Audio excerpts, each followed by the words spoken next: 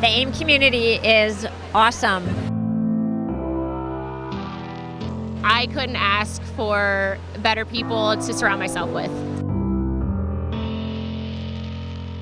And it all has to do with the amazing people in this group. It's a really positive, lifting community. Community. The community is just priceless. You're with your people. These are like my family. There is no other group of people to whom I can relate the way I relate to the AIM people. It really gives me a sense of belonging, and I really needed that in my life.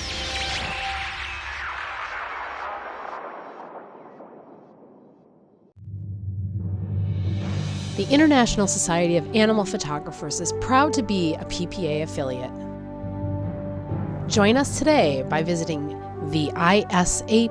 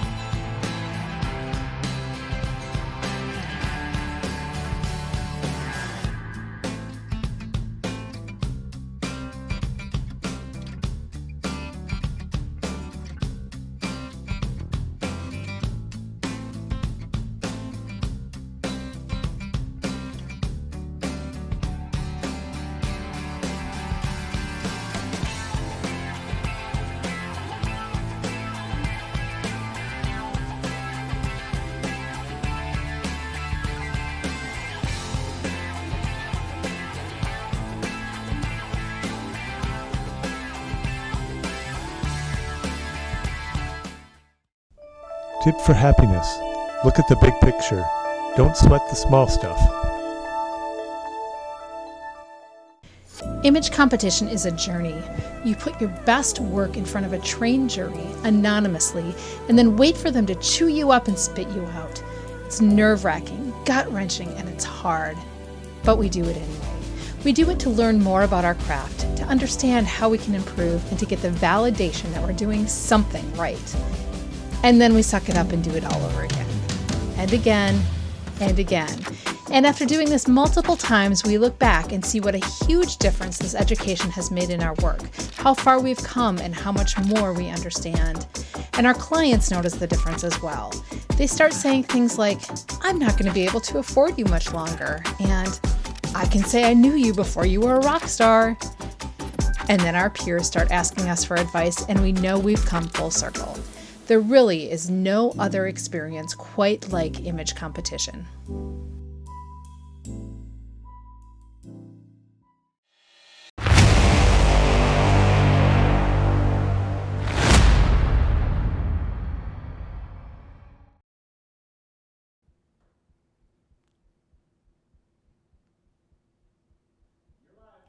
Hi everyone, welcome to the ISAP Inspiration Summit.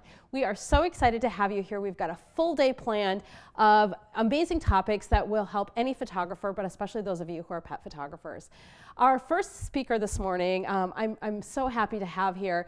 A lot of this was, honestly, it's his fault, and I'm totally blaming Jeff for all of this. A couple of years ago, Jeff was one of the judges for the Animal Image Makers competition, and afterwards he's like, Lisa, I'm going to call you.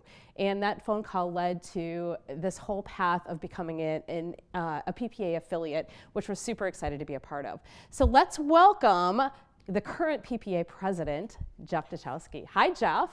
Hey, Lisa, how are you? I'm doing well. How are you? I'm great. Here we are, like your conference, like your summit started.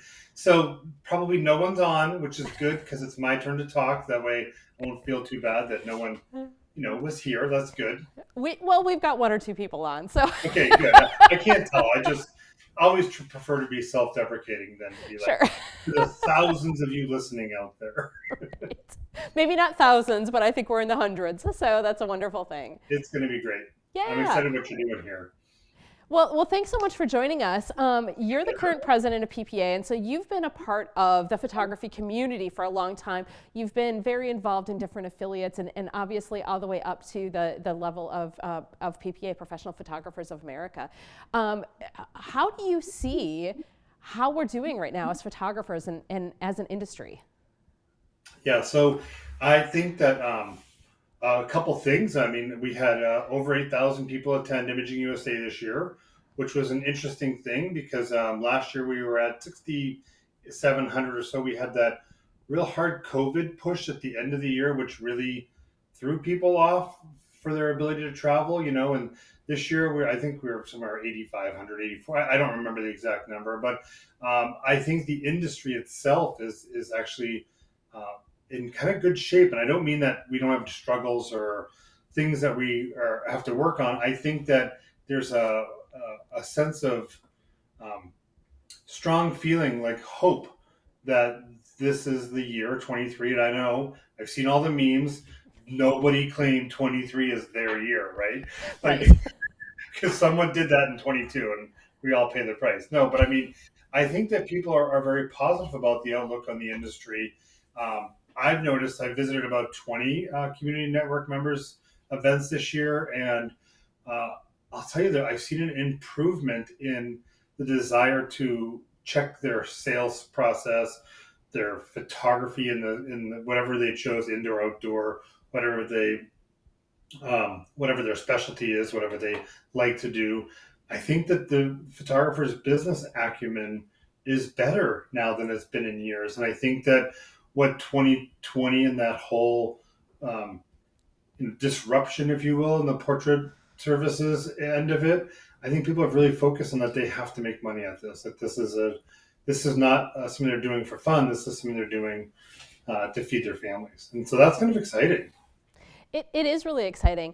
I want to just, you said a term that I think is going to be a new term for a lot of people, and I want to just focus on that for 1 second. In the introduction, I said that we're so proud to be a PPA affiliate. That word affiliate is going to start to change, and I want people to be aware that they may hear something different. You referred to it as a community network partner. A member, yeah. Yes. In fact, congratulations. You're the newest community network member. Like we haven't created a new. Previously, they were called affiliates. So in your case, you're a community network member. You're probably the first one who will roll into 2023 with that moniker. So what happened was, and that's going to be a phrase that's going to die for a while. Like, it's going to be hard for us to not use the term affiliate.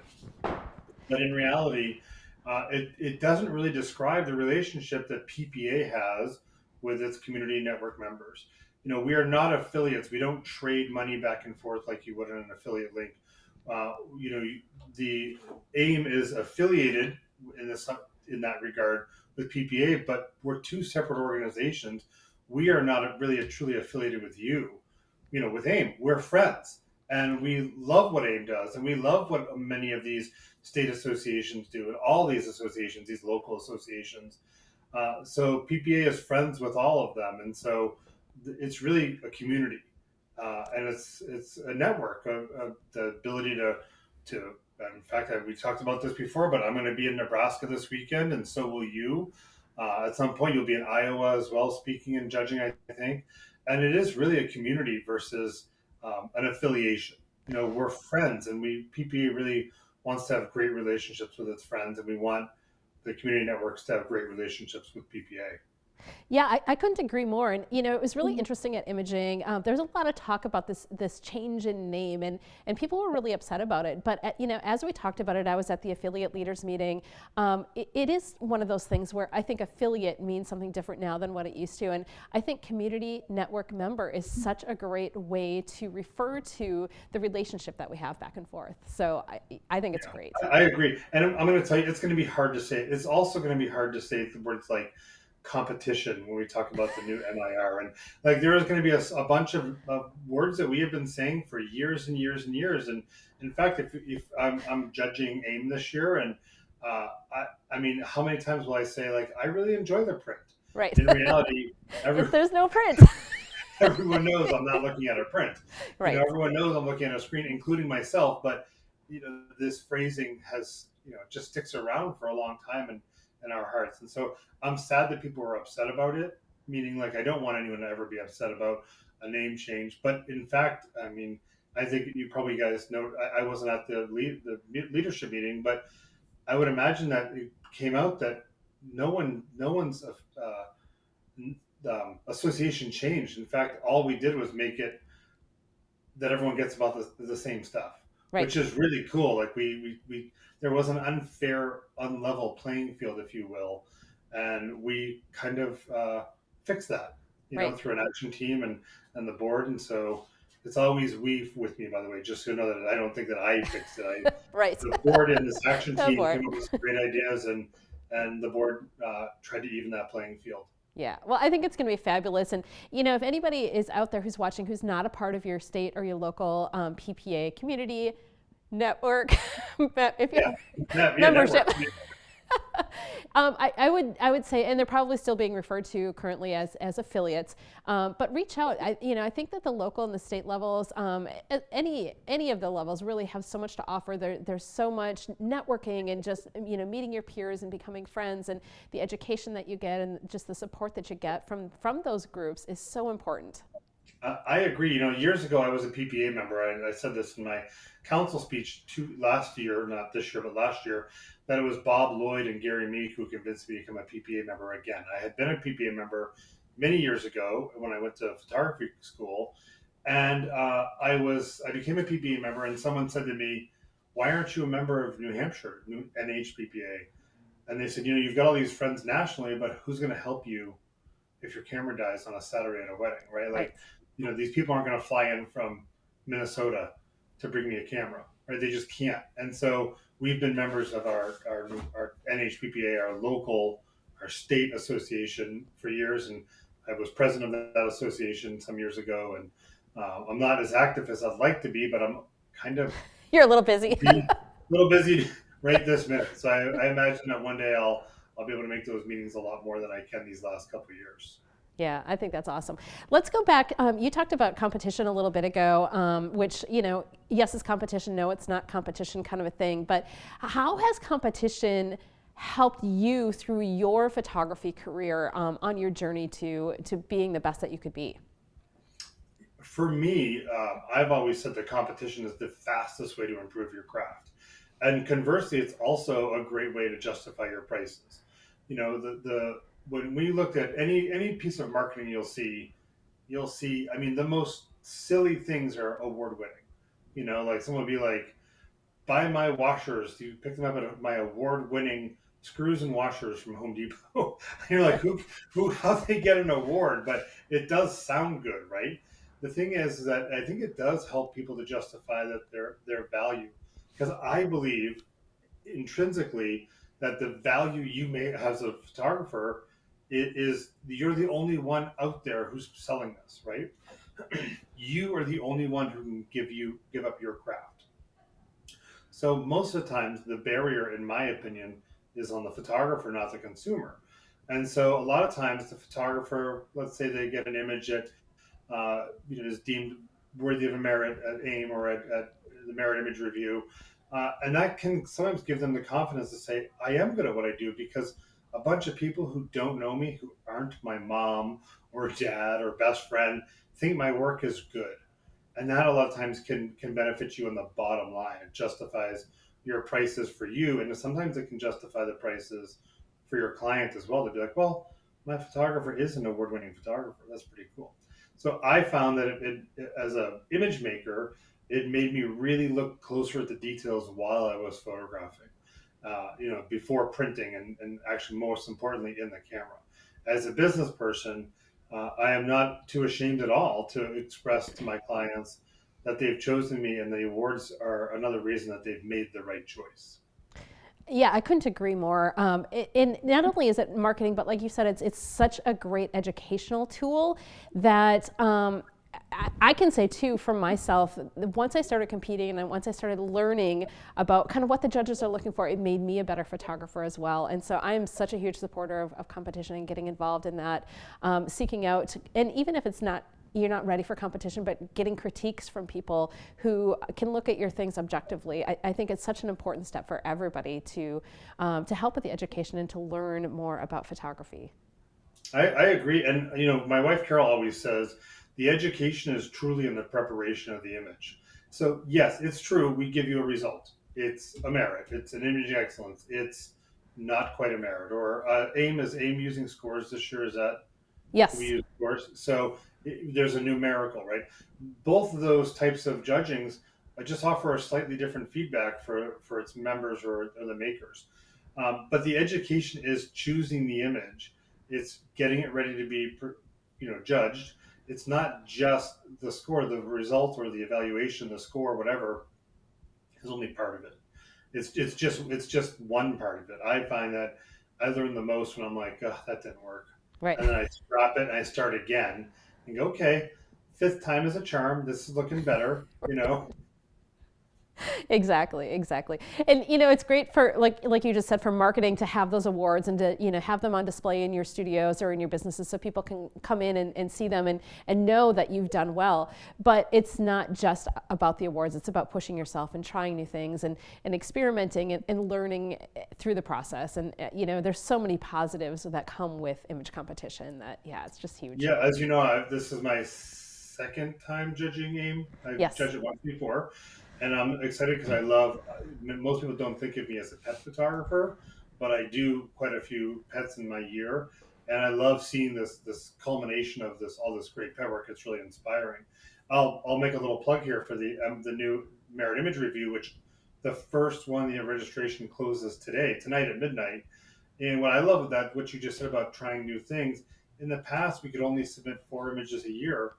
Now you can get up to eight merit or better images in your year, so you can try different things. You don't have to just be thinking, I only have 4 chances. I'm only going to send these 4 safe merits or these 4 safe entries. This year, you're going to be able to try new things and expand yourself both as a photographer and possibly as a marketer, being able to say, hey, I tried something new, and you know what? It was well rewarded, and I've decided maybe I'm going to do an artist project on this whole look.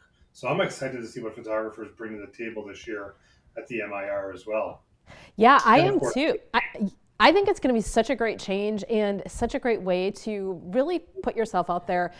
It's a little less risky because, like you said, you can do 4 images per month for 10 months of the year. So potentially you could have 40 different images in front of judges if you really wanted to, until you get your 8. The rules are all online as far as that goes, but I think it gives us all such a great opportunity to really push ourselves and really try some different things and just see how it's all taken in and still be able to get those rewards without 4 and that's it. So without risking your 4 for 4. Yeah. So I'm excited to see how photographers push themselves this year. Yes, absolutely. I will. I'll try different things. Yeah. I just have to find a little time now to get some stuff done. I've got my entered for. I'm 1 merit away from my master of wedding photography degree. Ooh. So I'm hoping I get 1. Yes. That's all I'm hoping for is 1. You can do it. Like I said, 40 chances you can get your 1. I think I'll get it this year. I love it. Well, congratulations on that in advance. I want to switch gears just a little bit more. With PPA, and like I'm a huge advocate for PPA. I love PPA. PPA has made some changes with a new membership option this year as well, which I think is fantastic. And I want people to know about that. I know we've got some seasoned professionals who've been in business for a long time, but we also have some newer photographers who are joining us today. PPA membership has so many benefits, but one of the things that I think is huge this year, there's a new membership level that has general liability insurance as part of it. Do you want to tell us, Jeff, a little bit about that and how that works? Yeah, so it's a new membership class, I guess that's what you would call it. And so that if you choose, keep in mind that it's set on a renewal basis, meaning some people can't just I can't just switch today to become a full plus is what it's called. I have to work around my renewals for insurance reasons. But we've added liability insurance. In fact, if you think back at one of PPA's big growths many years ago was when we started offering equipment insurance built into the cost of your membership. So if you opt into the equipment insurance, every member receives $15,000, and that insurance was good. But last year we made it so much better. We negotiated with our company, and we ended up switching around the insurance benefit for the deductibles and cameras and equipment that was damaged versus stolen. And so some big improvements were made to it, as well as adding this general liability insurance. So it's built in your membership. It does cost a little more because it's a additional product, but PPA actually pays part of your premium as part of your membership. And so if you go to ppa.com and look for the membership types, you can choose to opt in, and then I believe you're notified once you're eligible. And forgive me that I'm not familiar with that, because some people are set up on monthly, some people are set up on yearly renewals, and it matters how you're set up on your renewals to when you're eligible to change from a professional membership to a full plus membership. Yeah, I think this is so great, and I'm counting the days until I am eligible for that, because I'll tell you, for what I'm paying for just general liability insurance alone right now for my business, my full membership, including the general liability insurance, is going to be less than what I'm paying just for insurance. And it's amazing to me. It's literally cheaper to be a PPA member than it isn't. I mean, it sounds like I get some sort of bonus if we get certain. I don't. I'm a volunteer at the association. Right. But it actually costs you more not to be a member than it does to be a member of PPA. That's where we're at right now with $15,000 of equipment insurance and the full plus membership. It costs you less. It's kind of crazy. It is crazy. And I know I was just thinking about that. When I switch over, yes, I'm going to upgrade and pay more to PPA, but when I get rid of my other insurance, I'm actually like giving myself a raise. Come on. Yeah. For sure, you're spending less money. Yeah. And I also like the concept of, I like the concept of working with an insurance company who understands photographers.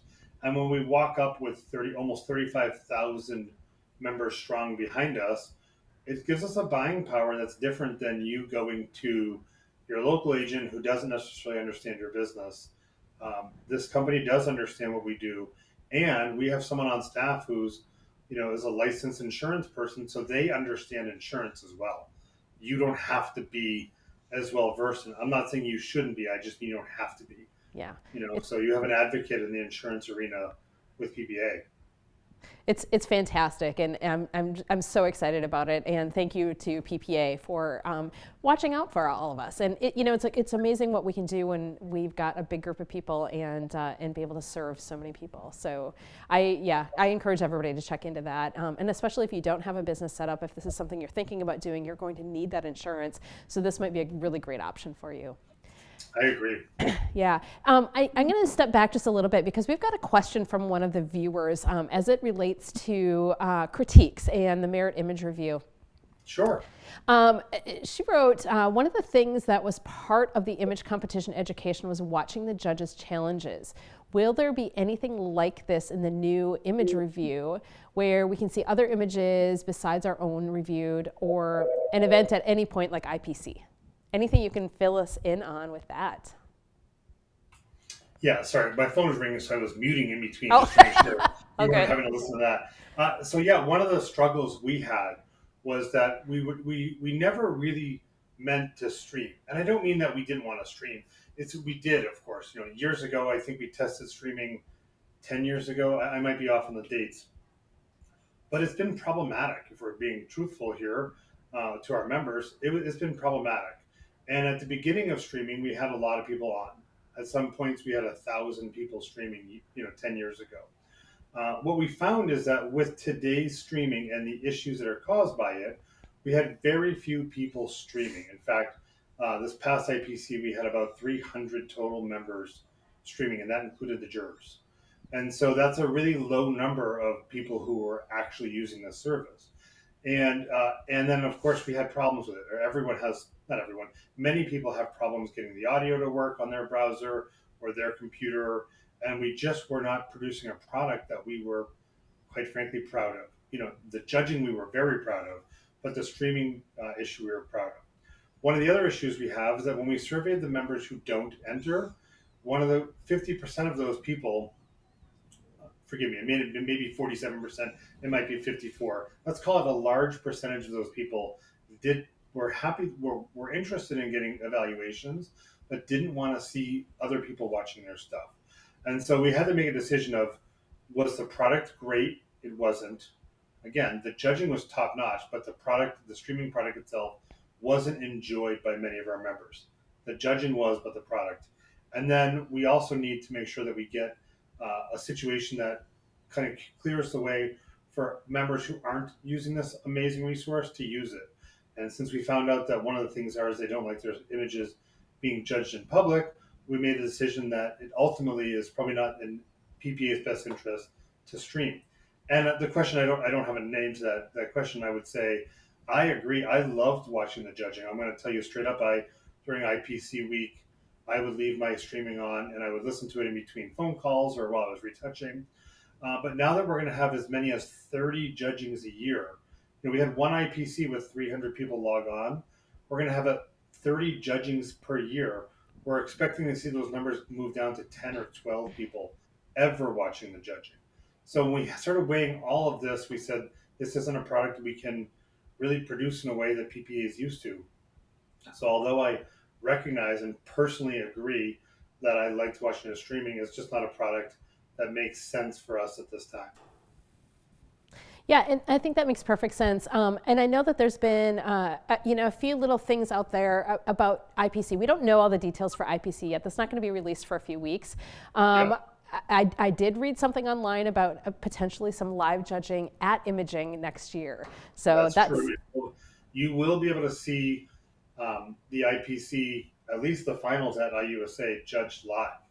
And you'll be able to cheer and scream for me when I win. No, I'm just kidding.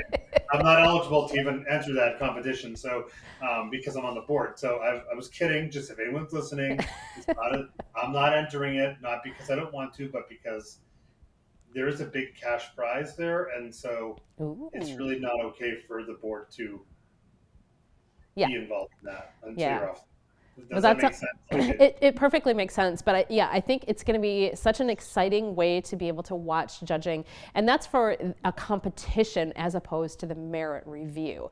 And so two totally different things, which I think is going to really help everybody be the best that they can be, to really learn more and to push themselves, and especially when there are prizes to be won. Yeah, who doesn't love prizes? And all of I can tell you that all of the accolades that the board has established over the years will come from the competition side, except for the Imaging Excellence Award, which you can still. So I'm entering the MIR this year because for several reasons. I want to get my Master of Wedding Photography degree. I want to get my Master Artist degree. I want to earn Imaging Excellence images so that I can get an Imaging Excellence bar. I have received the award, but I still want to get Imaging Excellence bars. I want to get gold, the plus 25 bars towards my 1,000 merit degree, and my IPC 50 bar, which people forget even exists. The IPC 50 is a bar that is awarded when you have 50 exhibition merits total.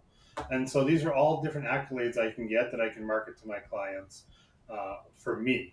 And then, of course, being able to try different things. So the merit image review is still a big part of my life. When I'm off the board, I will consider entering the competition side. And the word competition really denotes that it's a true competition. You're competing against other images. The old IPC wasn't really a competition. You weren't competing against other images for a set amount of merits. You were really being evaluated up against the 12 elements of a merit image. So it's a little bit of a different mindset, and we've kind of refined what we're doing with it, and I could be more excited about it. Yeah, it's going to be great. Yeah. I want to circle back to kind of where we started at the beginning here, and really kind of about the industry itself and kind of where we're at.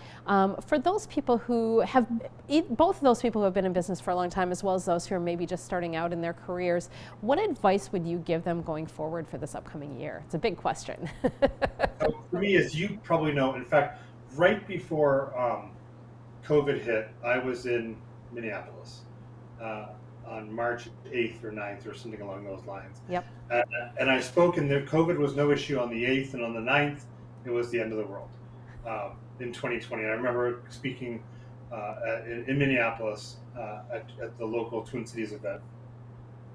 And I spoke on sales, I believe, that day. And I'm a big proponent on sales because unfortunately what I hear most of the time, like whether I'm working with one-to-one on a sales mentorship program I do with my mentees or my mentor students, I hear frequently that they say, I'm not good at sales. And actually, frequently, that next thing they say is, I'm also not good on the phone, or I'm not good in person, I'm not good speaking to people. So, one of the phrases I heard this year at Imaging USA at a pre-con was that sales is a foreign language. And like you would never expect to learn Italian and just show up to Italy and be able to understand the nuance of everything that's going on without practice, right?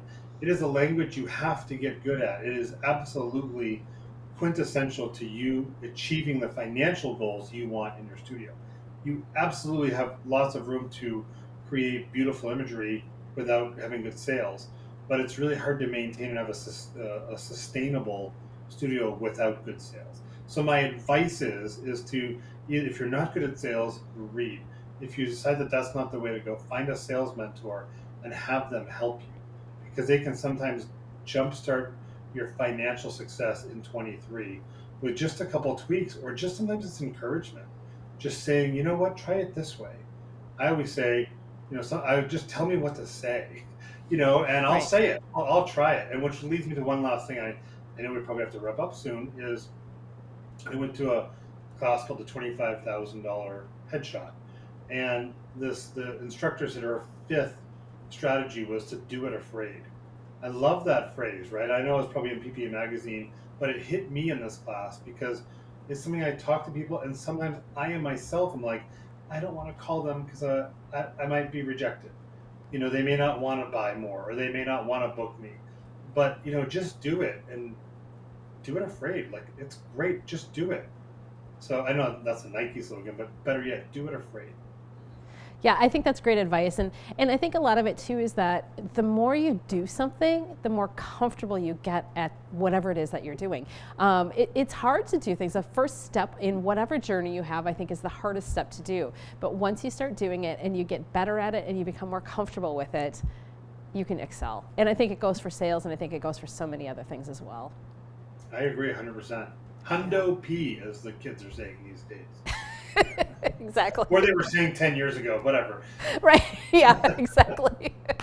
I love it. Well, Jeff, thank you so much for joining us this morning. I think you've got some great information. You are a wealth of information. This is not the last time that we are going to tap into that information as well. So thank you so much for joining us. For everybody else who's watching, we are going to take a short 10-minute break. There's going to be some amazing information in that 10 minutes. So run and use the bathroom, grab something to drink, grab a quick little breakfast, and then make sure that you watch all the information that we've got coming up between speakers. Our next speaker will be starting in 10 minutes, and that's going to be Elaine Harvey. We are going to be talking about posing in the studio, posing dogs. She's got a great demo for us. It's going to be fantastic. So I'll see you guys back here in 10 minutes. The AIM community is awesome. I couldn't ask for better people to surround myself with. And it all has to do with the amazing people in this group. It's a really positive, lifting community. And Community. The community is just priceless. You're with your people. These are like my family. There is no other group of people to whom I can relate the way I relate to the AIM people. It really gives me a sense of belonging, and I really needed that in my life.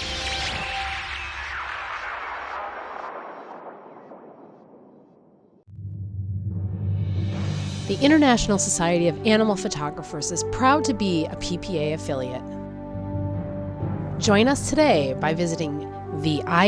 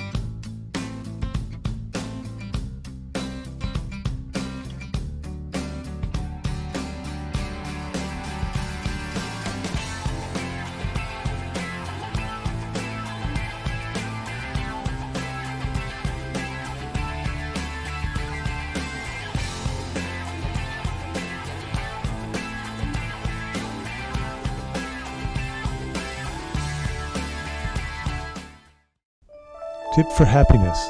Look at the big picture. Don't sweat the small stuff. Image competition is a journey. You put your best work in front of a trained jury anonymously and then wait for them to chew you up and spit you out. It's nerve-wracking, gut-wrenching, and it's hard. But we do it anyway. We do it to learn more about our craft, to understand how we can improve, and to get the validation that we're doing something right. And then we suck it up and do it all over again. And again, and again. And after doing this multiple times, we look back and see what a huge difference this education has made in our work, how far we've come, and how much more we understand. And our clients notice the difference as well. They start saying things like, I'm not going to be able to afford you much longer, and I can say I knew you before you were a rock star. And then our peers start asking us for advice, and we know we've come full circle. There really is no other experience quite like image competition.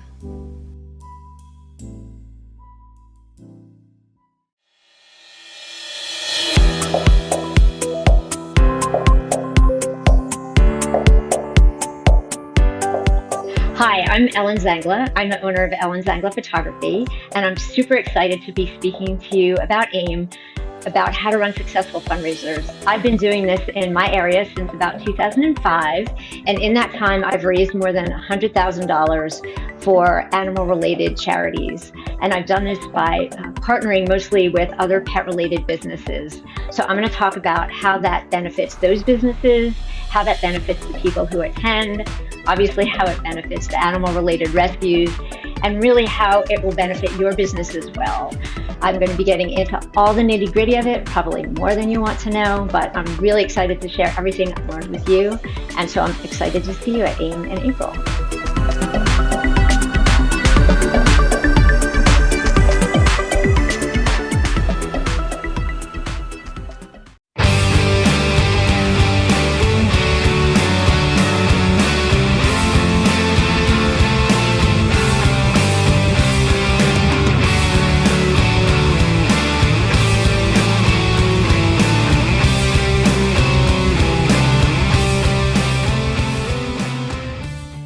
A problem that calls for insight or an aha moment may be better solved when we're feeling tired and groggy. That's because we're able to see things from a new perspective when we're not fully focused. Tips for happiness. Stay connected to positive people. Reduce your contact with toxic people and toxic situations.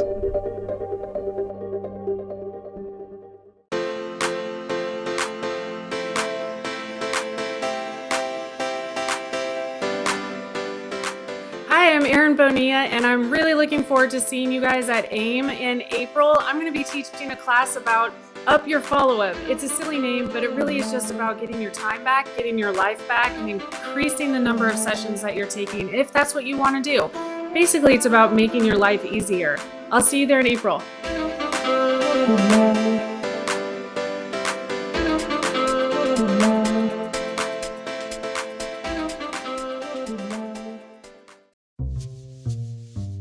The International Society of Animal Photographers is proud to be a PPA affiliate.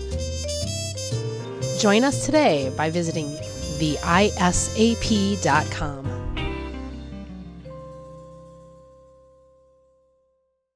A high-ceilinged room promotes abstract thinking, while low ceilings are better for working on more concrete tasks.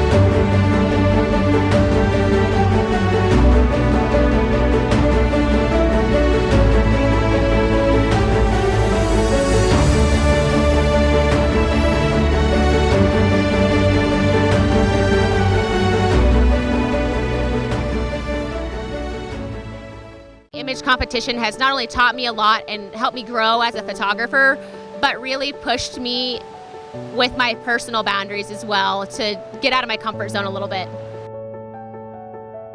It's changed everything. It blew my mind. Image competition is one of the things that made the biggest improvements in my photography. Learning of what the judges see and learning to actually review my images more and pick out those little details. That's what's allowed me to grow so quickly.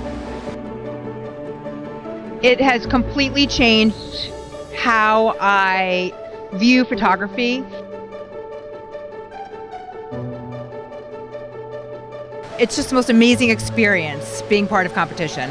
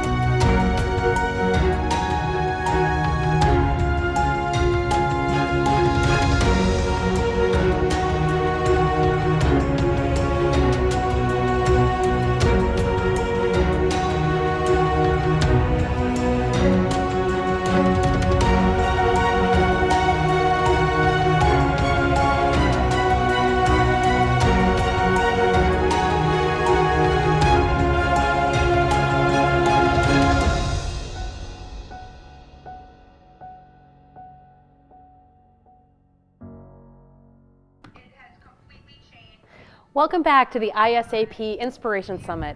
Our next speaker is a studio photographer as well as a wildlife and landscape photographer. Her pet photography, since she's opened her studio, is just phenomenal, and I always love it when I see her work come up in my newsfeed online.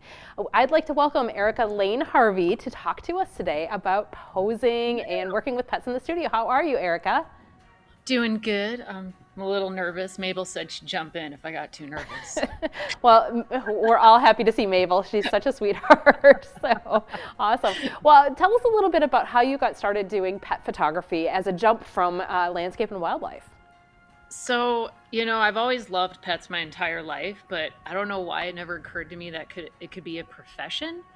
And it was at Imaging USA, I do believe 2018, I might be wrong on the year, but Angela Lawson was teaching a class and it was a pre-con and I went and my mind was just blown. I was like, I can do pets as a living?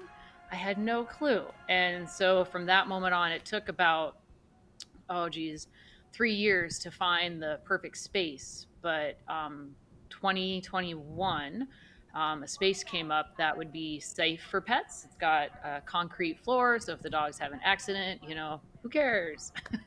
Right. So it's been phenomenal, and I'm finding that I actually enjoy pet photography more than landscape work because the pets are guaranteed to show up. Right. I love it. I love it. So thanks, Angela. I know you're watching. Thank you. I love it. Well, you've got some information for us today about kind of how you work with pets in your studio, specifically about posing. You use a lot of chairs and ottomans and props like that as you are working with your animals. So go ahead and take it away. Walk us through what you do. Okay, perfect. Well, I do have a slideshow today. I was going to do a demo with Mabel, but I had a nightmare that it'd be the one day that she decided to not work, and I didn't want that to happen. Oh, no. So I created a slideshow and set. So let's get that going here. Screen share. Oh, no. Oh, no. I did not follow one of the rules. Oh, crap. Uh-oh.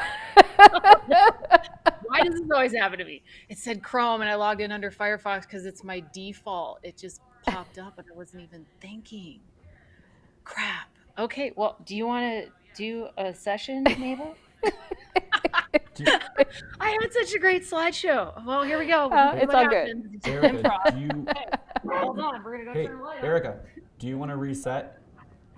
We can vamp for you for 30 So while seconds. she is getting her lights on, I would like for you guys to put in the chat, are you guys a studio photographer? Are you a location photographer? Have you been doing pets for a long time? Are you just getting started with pets? Tell us a little bit about who you are, who's watching, what's your background. If you've never worked with pets before, I would love to know that as well. And Erica's going to get all set up. She may be resetting really quickly here as well so that we can see her slides. You got to love a live TV, we'll call it. Here she is. There's Mabel. Yay. Make me look good today or I'm going to be upset. Okay. Well, someday I'll get to show that really awesome slideshow that I made. Yeah. Okay. Can everyone hear me okay this far away? Yeah, I think so. Just maybe speak up a little bit. Okay, yeah, let's see if I can bring this a little bit closer here. Just move this, lift this up. Okay, there we go. As close as it can get. All right. So, in my studio in particular, I focus on studio work. I don't go on location. So, I usually like to have anywhere from 3 to 4 main props. So that would be a chair, an ottoman. My floor is actually a prop because it's polished concrete. And so I can do a lot of images with the pets standing. They can be sitting with a profile view. And it gives me a really unique look that a lot of other photographers can't copy. So it makes me very unique. So almost every session includes this floor because it's something that the client can't recreate on their own. So that promotes buying. So and then I also have what I would call prop enhancers, which I don't have any near me because I wasn't planning to do this live. What I would call like bow ties, pearls, smaller props. There's something that you can use with these larger props like the chairs and the ottomans to change up the look. So you can create different poses, which will create more images and hopefully create more sales. So that's always the goal. So before every session, what I like to do is figure out what props I want to use. And how I do that is before each session, I'm actually sending my clients a questionnaire. So they're going to tell me the breed, the age, they're going to tell me how well trained their animal is. All those questions help prime me for what props. So if someone's coming in with a St. Bernard, I'm going to know that I have 2 props available, the floor and my giant ottoman, because they're a big dog. So I always get excited when the smaller, medium-sized dogs come in because I do have more props available for them, like a cute wagon, a desk. I always try to pick props that are classic and timeless. I don't want anything that's going to feel out of date. So a lot of times I'll pick antiques. This chair in particular came from my sister's spa. They were getting rid of some old furniture that was left behind, and she was going to give this thing away for free. I was like, no, that is my chair. So, and it's my favorite prop. Every client loves this prop. The green looks really good on the dog fur. So when you're looking for props, pay attention to the color. Pay attention how easy it will be to change the chair color if you need to. I've changed them before. I've made this chair actually more orange. So you're not always stuck with one color. Facebook Marketplace is a great way to find those bigger props at a discount. So yeah, so we're just going to work with Mabel here. Hopefully she'll work for the kibble that I got in my pocket today. Right, Mabel, let's go. So up, up. So this is probably going to be my standard pose for a dog. I think we need to scooch back. Hold on, we're going to scooch back. Scooch. Okay, and then I'm going to tilt that down. Just 1 second.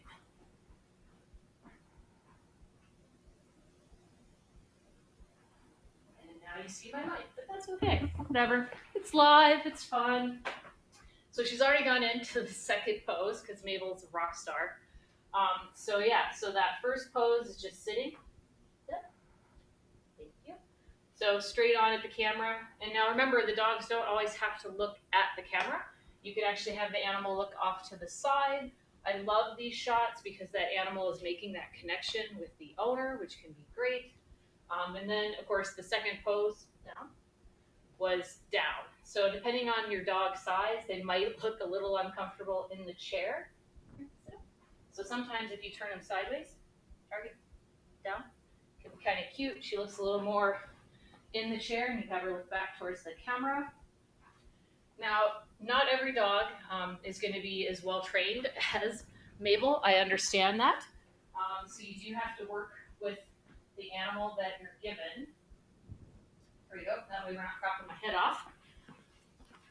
And so talk to your clients. Try to do a pre-consultation. That way you know what the dog can do. One of the most important things I always talk to my clients about is asking, when they ask the dog to do sit, do they ever step away from the animal? Because a lot of times, most pets get this, they ask to sit, the owner's right in front, and they get a treat. Anytime the owner steps to the side of the dog goes scoot, scoot, scoot, because they've only ever been treated in the front. So if you're able to talk to your clients on practicing sit and stay when they move away 2 to 3 feet, that is going to help you in the studio, obviously. So ask those questions during your consultation. Okay, sit. Can you sit? I know, I am giving you a treat. There we go. All right, so another thing you can do is use the client, right? So I'm the client today. Bring the client into the chair. So not only is the dog sitting, but we have mom or dad in the chair with them. You can have another person on this side. So use the clients, ask them ahead of time if they want to be in the session with you. So that way they can come with 2 outfits. They can come with the outfit that can get covered in dog fur initially, and then they can change into one that doesn't have dog fur in it. Right, come here, target, can you stand? This one's tough. Come on, stand up. There we go, stay. So then this is another fun pose that I like, because you get to see the dog's whole body, and usually when they stand up on the armrest, now she's nervous, the tail usually sticks out. Good girl. Okay, and then when she's in this position, you can also ask her to sit. Can you sit? Sit. Sit. You're almost there. Sit. No, you gotta keep your feet up though. You gotta sit. Thank you. There we go. Stay. So one of the things that helped me with Mabel with her training for posing came from agility. It's the word target. And she has been trained to put her feet on a target. So if you have your own animal that you want to work with, just a upside down horse bucket is a way to start. That's how we work in agility. And you kind of point at the bucket, say target, and as soon as they touch it, you give them a treat. And that skill has helped me immensely in working with Mabel in the studio. There we go. And so obviously then another pose that we can do with this chair, come down. Perfect. Is you can obviously have the owner sit in that chair. Come on. And if the pet is larger and they can't fit in the chair, sit down or stand, whichever you want. This is the one I knew she wouldn't do. You can have them next to that chair. Now, some fun photos you can do, of course, would be, oh, come here. Come on, let's go. Yeah, I know. Come on. I know. You didn't want to. Come here. There we go. So as long as they're not too big, creating these humorous, fun shots for the owner are memorable, and usually you get a lot of laughing during the course of those pictures. And again, throughout this, yeah, see, she just wants to model. I know, I'm not supposed to be in the chair. You are. You dropped your treat. There you go. So keep in mind, throughout these different poses, you can be putting a bow tie or pearls on the dog, just again, change up those scenes. The owner could come dressed up to the nines, wear a beautiful dress, whatever fits their character. For me, I'm kind of goofy, so I would love to have a photo of Mabel and I both wearing the big giant glasses. So another thing with the chair forward, I like to have the chair facing straight forward, and then we can get the dog to lay down. Turn this way. Down. Down. And then you can get them all curled up nicely in there.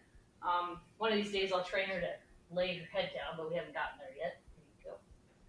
And so then if you had a small child or another one of the client's family members there, you could put a small kid in the chair with the dog. And then we'll go ahead and turn this bad boy around, Mabel. All right. And then I love doing the backs of the chairs. I think it's super cute. Can you come up? I know, we're not laying down anymore. Come on, up. Target, target, target, stay. And then you can do the back of the chair, which is really fun. Stay.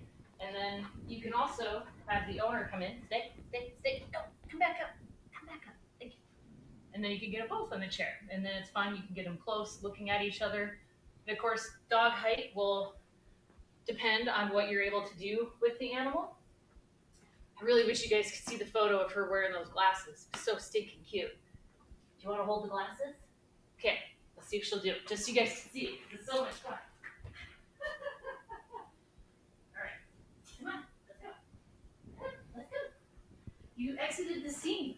How are they supposed to look if you weren't in the photo? Come on, let's go. Up, up. Up, up. So if you wanted to work with an animal to do this, you do have to desensitize them to the objects.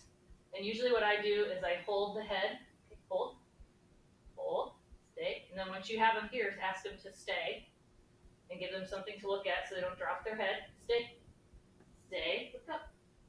And then there we go. There's middle and the glasses. Good girl. And try to remove them before they fall off so they get used to you coming back to remove those.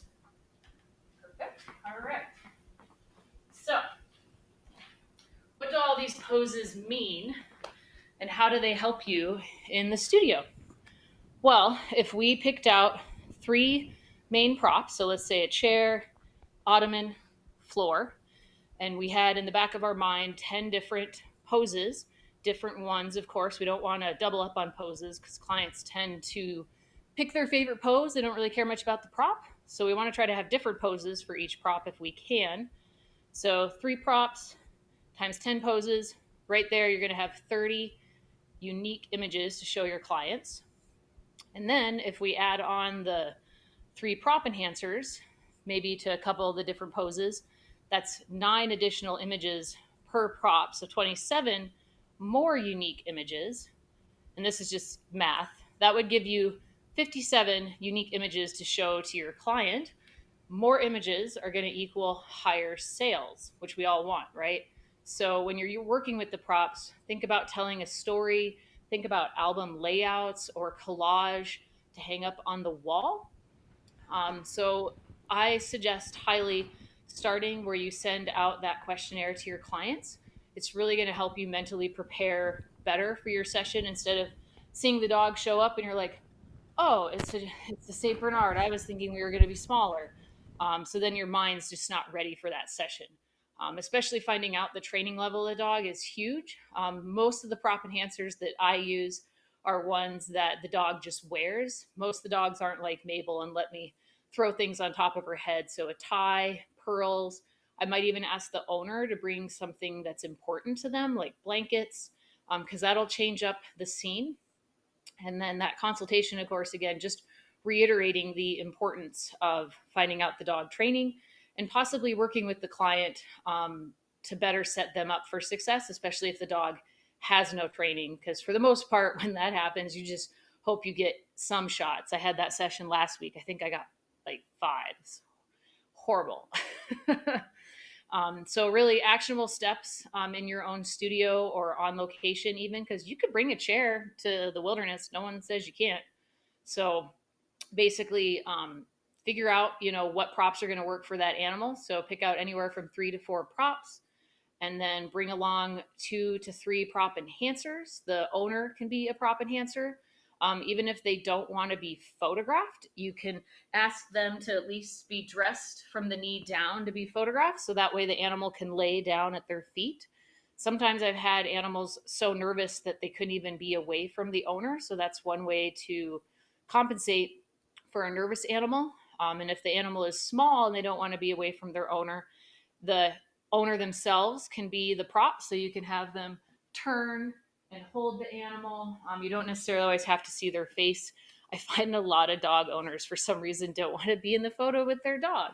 It's so weird. I don't understand why you wouldn't want to be in the photo, but that's okay. I get it. I hate my photo being taken. But just practice and utilize different ways that you can do these different props. And again, I'm probably in a situation here right now that the props that I have, I'm going to probably switch out in 2 to 3 years. And that's because I want to start providing my clients with a different look. When they come back to the studio, they're not going to want to photograph their dogs in the same setting. I want to continually provide something unique and different to them. So so constantly shopping for props. And then now I'm going to have to find a home for whatever is here.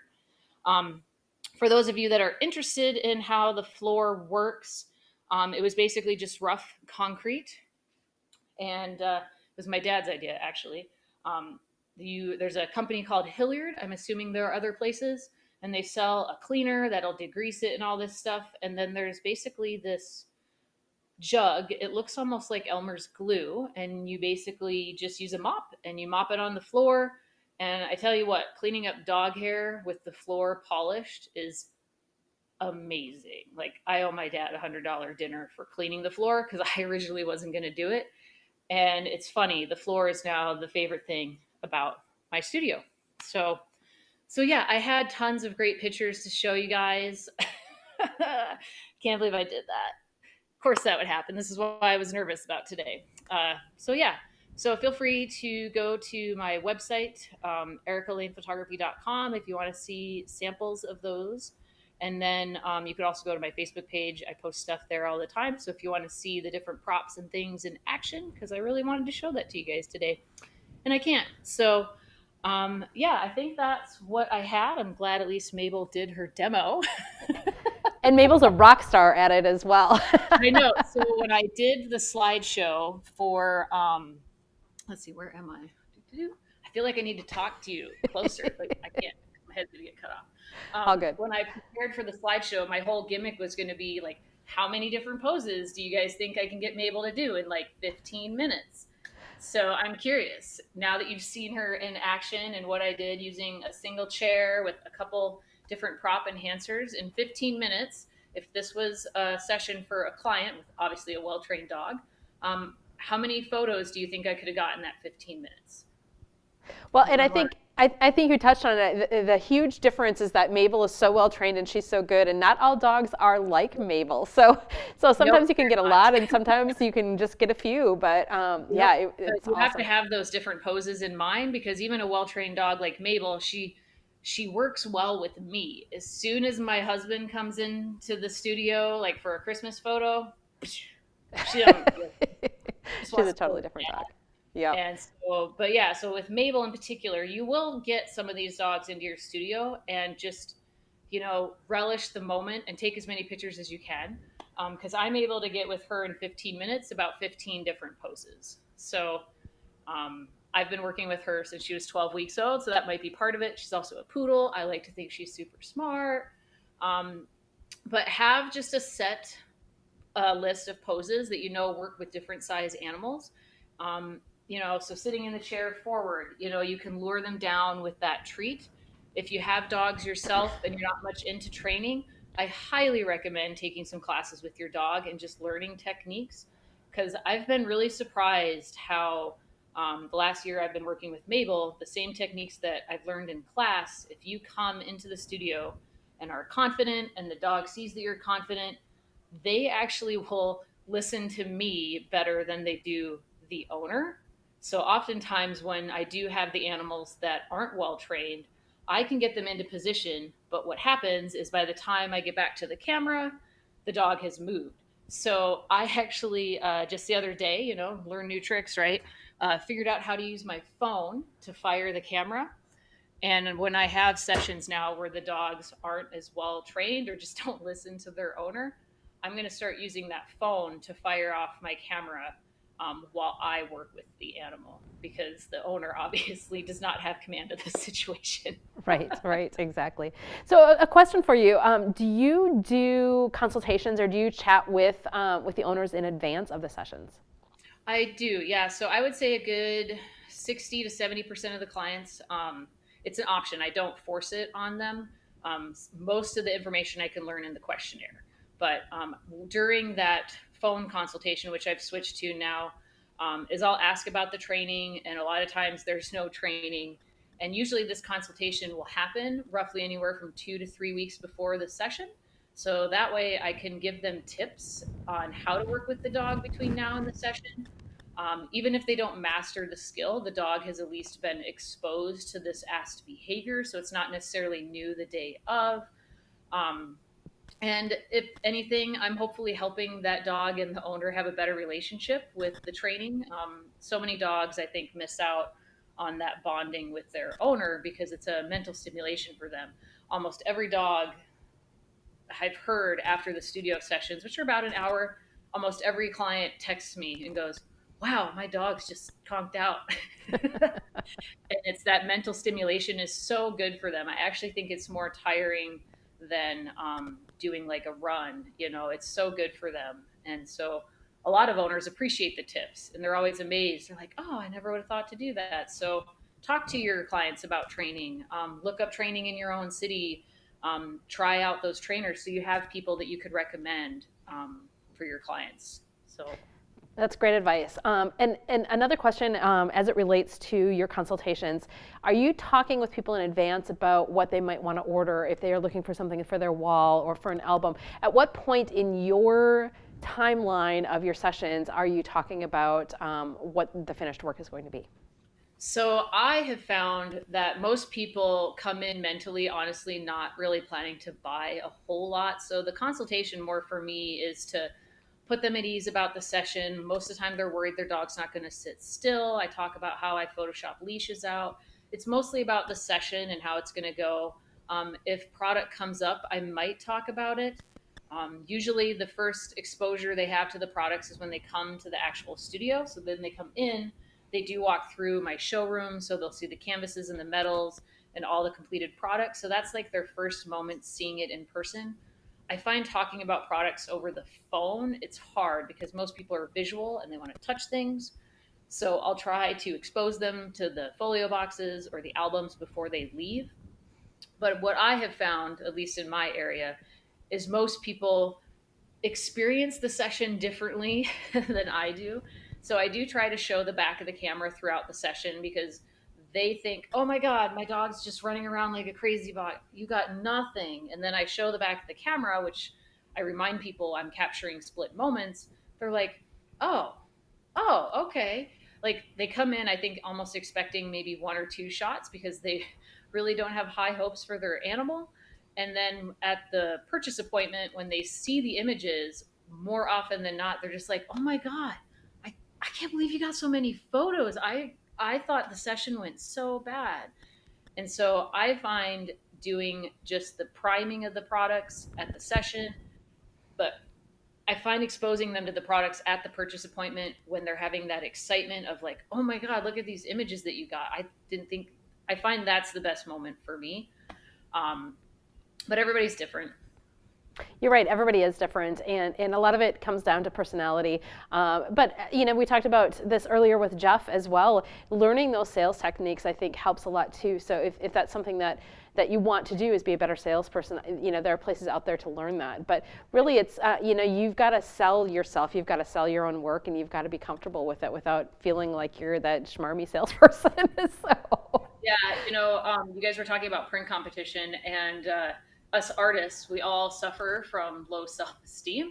And so when I first joined PPA, I didn't really feel like I fit in. I saw everybody with all this bling and I'm just like, just Joe Nobody from South Dakota.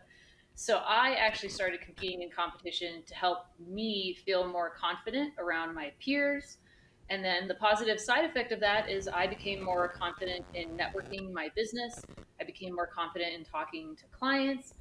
And I became more confident in talking to all of you because believe it or not, I have huge stage fright. So competition can help you become a better photographer person. If you haven't worked on your craftsman, I highly recommend it. PPA has been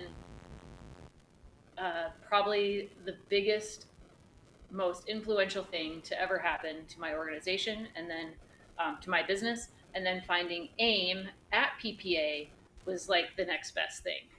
Getting involved in these organizations, just listening today, you're going to pull away little tidbits here and there. I mean, for the most part, posing is pretty simple, but a lot of times we just get in a mindset of, well, let's do this, this, and this. And it's just, it's a good reminder to, okay, even though we're doing another prop again, have different poses, practice, use your own dog, come up with unique poses that I probably haven't thought of. It's just, you don't know.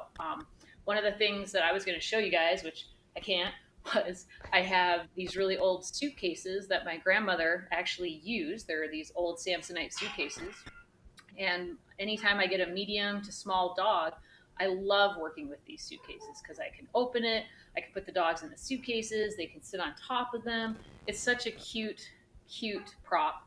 And most people love traveling, so it kind of brings back those memories. I'm slowly collecting fun little old maps and cameras to hopefully fill the suitcases with. So just keep your eye out for those fun, unique props, because if your props are different, that will also bring clients to you. They like seeing that different look that they can't replicate themselves, which is one of the reasons I love working with the dogs in the studio, because clients can't do that themselves. The outside stuff somewhat can, or a studio light, there's no way they can recreate it. That's great. Well, Erica, thank you so much. I think, it's great information. People should definitely go on your website or on your social media to take a look at your images, because they're phenomenal. Yeah, and yes, your flooring is so awesome. I love your flooring so much. It's so great. So thank you for joining us. I'm sorry that your screen share didn't work, but I think everybody loved the live demo, and Mabel's such a rock star as well. So well, it's more memorable this way. You're welcome. Exactly. And you talked about mindset just a minute ago. Our next speaker, we are going to kind of get into mindset and just keeping a happy mind and how to find happiness in your life on an everyday basis. And that helps with being confident, which you just talked about as well. And I think unhappy people have trouble with confidence as well. So it all ties together. That's why I'm so excited for today. It's all going to be about positivity and happiness and being inspired and just really taking the bull by the horns and making this the best year ever. Yep. Thank you so much, Erica.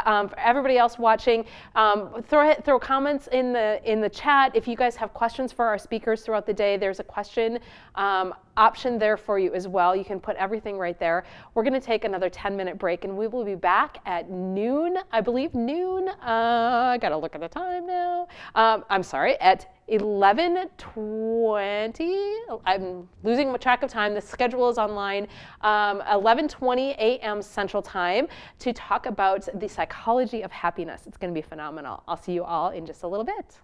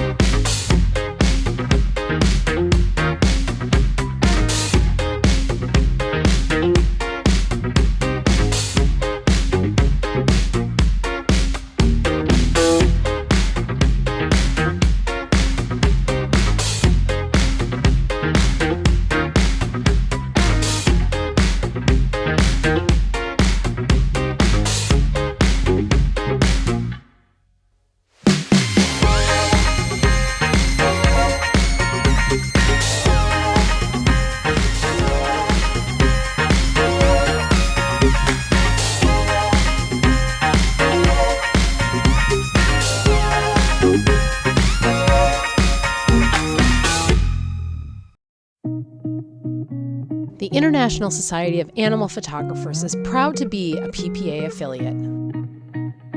Join us today by visiting theisap.com.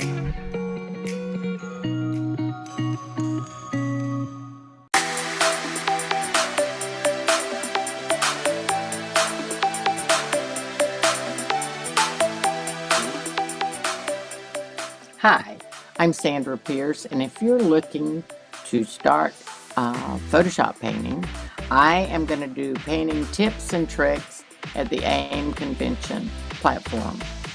So I look forward to seeing you in April to learn how to use all the tools and techniques it'll take for you to paint.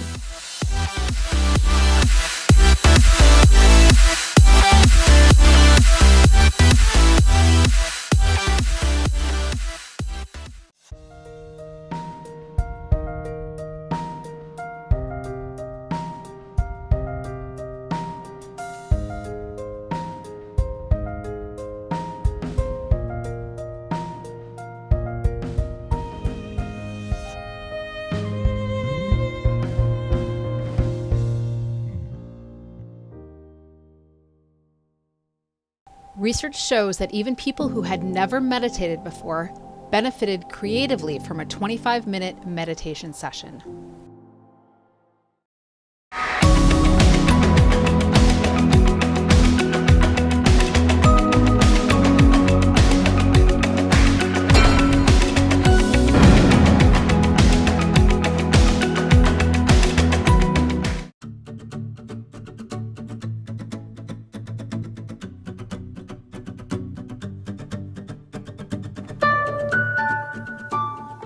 Hi, I'm Lori Gregory, and I'll be presenting at the AIM conference in April.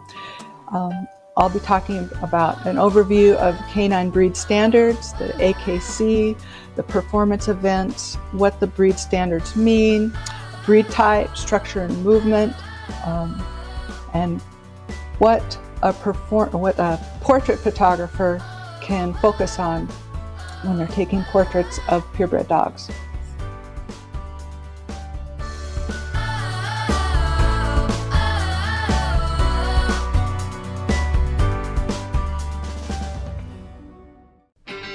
Tip for happiness. Associate yourself with people who challenge your abilities. Image competition has not only taught me a lot and helped me grow as a photographer, but really pushed me with my personal boundaries as well to get out of my comfort zone a little bit. It's changed everything. It blew my mind. Image competition is one of the things that made the biggest improvements in my photography. Learning of what the judges see and learning to actually review my images more and pick out those little details. That's what's allowed me to grow so quickly. It has completely changed how I view photography. It's just the most amazing experience being part of competition.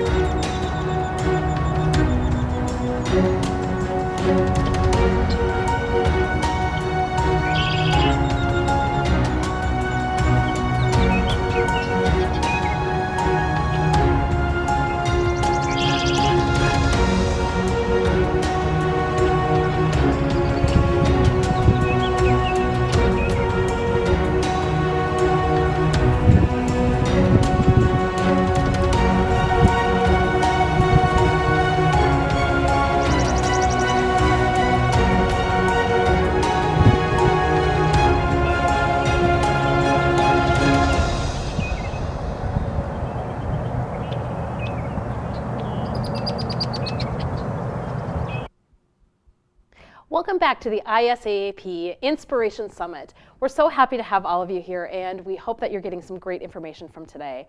We all know that happiness is something that we think of as an emotion, but there's more to it than just the emotion that we feel. It's a state of mind. It adds to our mental and our physical health.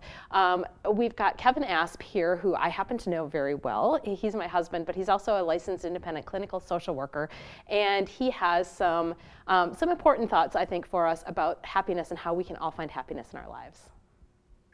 Good morning. My name is Kevin Asp, and I am a licensed independent clinical social worker. And this morning I'm going to take about 20 minutes of your time and talk about the concept of happiness. So I'll just mention a little bit about myself to begin with. Like I said, I'm a independent clinical social worker, a therapist. I've been working with adults primarily in mental health and substance abuse for over 20 years. And so some of the things that I'm going to talk today about are things that I've learned either through my professional work with clients or, in my own life, just trying to be a human and survive and to be happy. A lot of these ideas are not necessarily my own.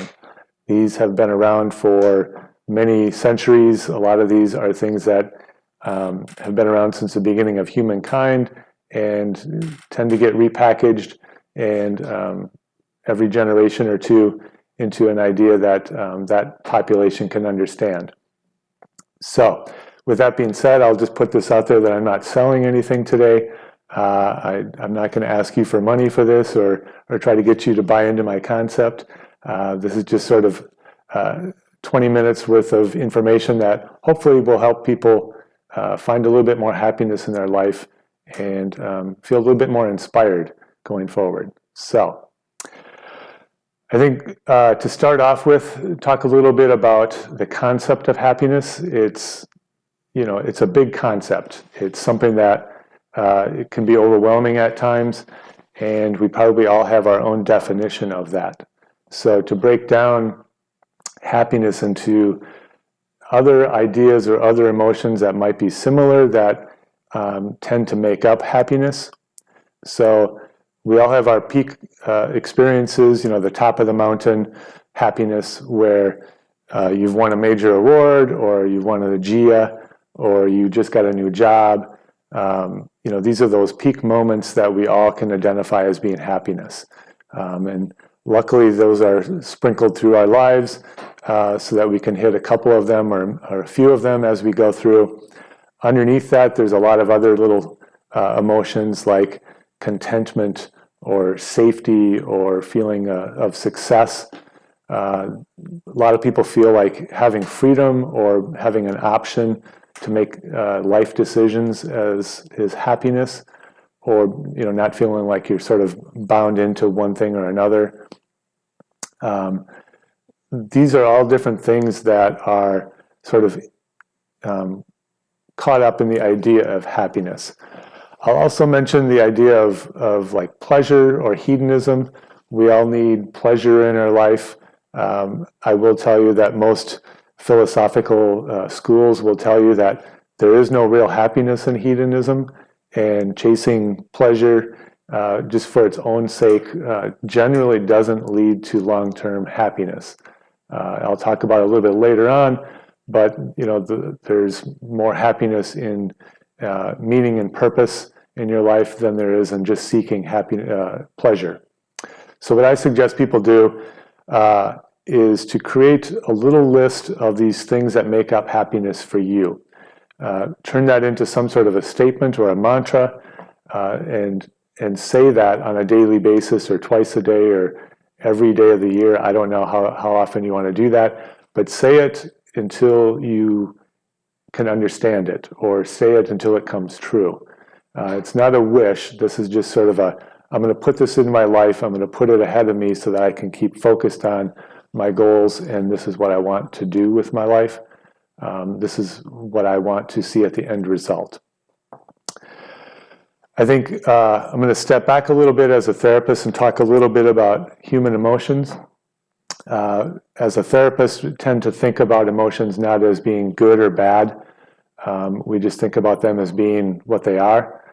and using that as feedback on the world around you. So if you're feeling sad, or you're feeling happy, or you're feeling angry or frustrated, we use that to find out what is that telling us about the world around you. Therapists tend to think of emotions a lot like a sense. So we have our sense of touch, our sense of taste, our sense of hearing. These are all sort of give us feedback about the world. And so emotions can kind of be like that as well. Think about when you're a little kid and you're in the kitchen and your parents tell you don't touch the hot stove. And of course, what do? We all touch the hot stove and we pull our hand back because it hurts. And then we learn not to do that. If you think of your emotions in that same way as giving you feedback, if you find that you're getting the same emotions from the same things, then you learn, I'm just not going to do that again, and I'm going to do something different. So there's a concept in cognitive behavioral therapy. It's something that a lot of therapists use, and it's the idea that there are feelings, there are thoughts, and there are actions. And those three things, we typically set them up as a circle because they impact each other. So your feelings will impact your thoughts, will impact your actions will impact your thoughts and your feelings will impact your actions and your thinking. So a lot of people come into therapy thinking, I'm going to get in touch with my feelings and change my feelings and change my thoughts, and then I'll be happy. But I'll tell you a little secret is that changing your thoughts and how you think and changing your feelings and how you feel can be very difficult. And probably the easiest thing to address first is action. And so it's pretty easy to get overwhelmed by your thoughts and your feelings. And so it's a little easier to start off by breaking down your actions into certain things that you know you need to do or things you want to do, with the idea that the actions will kick in and will take care of your feelings and thoughts, will change it. So I think that's, like I said, that's one of those misconceptions about therapy, is that I'm going to go in, I'm going to get new thoughts, I'm going to get new feelings, and then I'll be a different person. And that does happen. It's a lot of hard work. It's a lot of daily, consistent effort to make those changes. But a lot of that starts with actions. So there's a recovery slogan. People in AA have a lot of slogans, and it's really nice because it takes a really big concept and it brings it down to a very manageable kind of idea. And a lot of what they talk about is move a muscle, change a thought. So the idea is that if you're in the wrong thinking space or wrong feeling space, you do some sort of an action, and that will impact how you're thinking and feeling. So, like I said, it's a lot of very consistent sort of basic efforts, and over time, those will result in sort of a change in your life, an improvement in your happiness, and a change in your emotion. So I will mention one thing. If you have more difficult issues, if you're feeling very overwhelmed and you do need professional help, please seek that. As a therapist myself, I will promote that. Find somebody in your neighborhood that you feel has your best interest in mind, that you can engage in, and that is supportive of you and your efforts that you're making. Find that person, whether it's a therapist, a counselor, clergy, whomever that person is, and spend some time with them, make that effort, and work with them to find changes in your life that hopefully will allow you to be more happy. So I'm going to intro into my second section of my talk, which is a number of basic concepts and actions that I've learned over the last 25 years or so that may help you get a little bit further down the road towards happiness and things that you can do every day. So for the second section of my discussion or talk, I wanted to go over a couple of things that I've learned over the years that may help you promote you to have a sense of happiness. These are very simple things that can be done every day just to sort of put you a little bit closer to that ability to be happy and to maintain a happy life. So one of the interesting things that I have done over the years is I've learned, well, I decided that I enjoy reading the obituaries in the Sunday New York Times. And it may seem like a very strange thing to do, but really I learned that these are the folks that created New York in the 20th century. And these are people that have really impacted the world and really done something with their time on this planet. So one of the things that came out of that was a conversation, was a comment that, don't let your tombstone read, I watched a lot of TV. So I'll be honest, I do watch some TV, a lot of TV, and we all need our downtime where we can kind of just veg and do nothing really. But the idea is that, you know, we're here for a limited amount of time. Make sure that you spend your time doing something that has meaning and purpose and leaves a legacy for yourself on this planet, whether it's professional, whether it's a hobby, whether it's your family. Do things that have meaning and purpose. This comes, the idea of meaning and purpose, from the psychiatrist Viktor Frankl. He was an interesting fellow. He was a psychiatrist before World War II.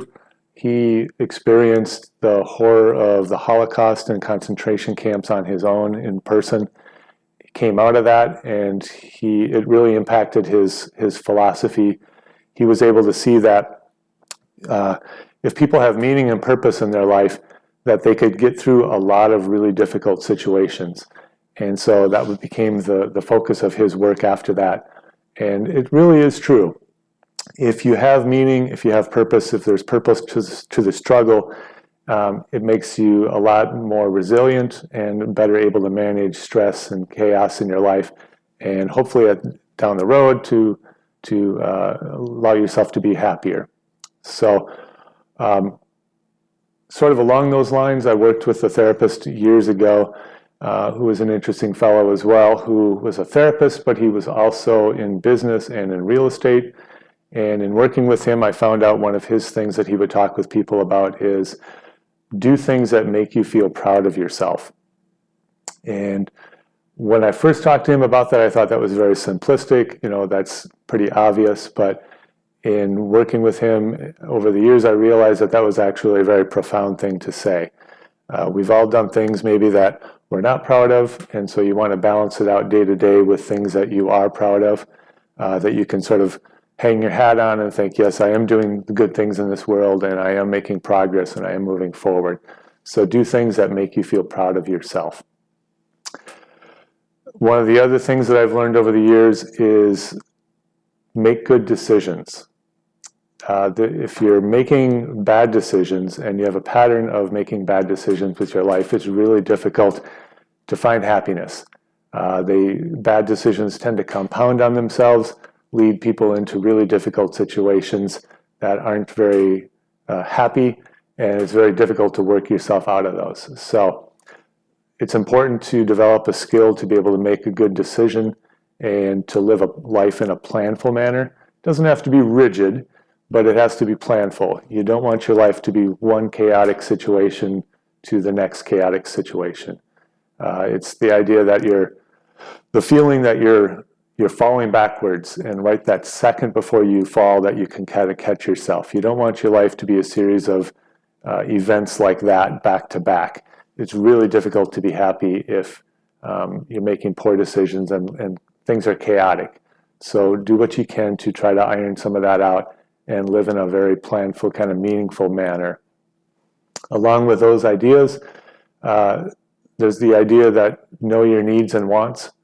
If you look back over history, most philosophical or religious or spiritual schools talk about the hopelessness of chasing your wants. You know, there's no happiness in hedonism, and if you're always chasing what you want, you'll probably never actually get there, and you may actually ignore a lot of important things along the way. So there's some value to focusing on your needs. The wants become secondary. We all need a place to live. We all need food. We all need good family or people around us.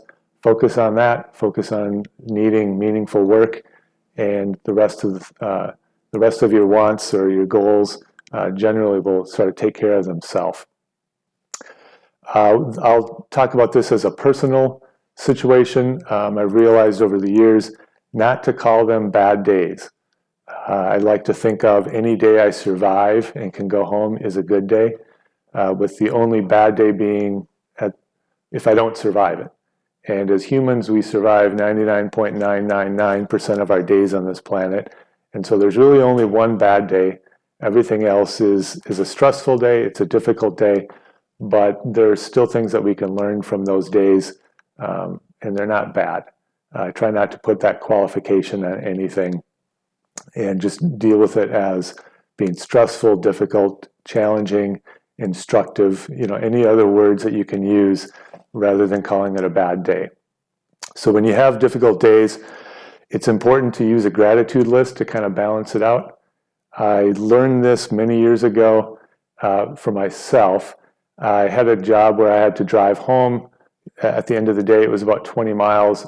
Just about every day I would be stuck in traffic.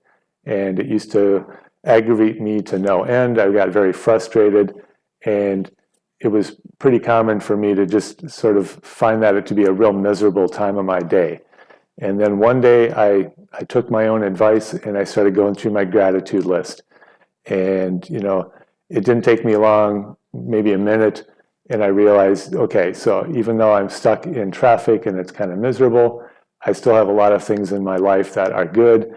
And, I'll be out of this in 20 minutes and I'll be at home and things will be okay.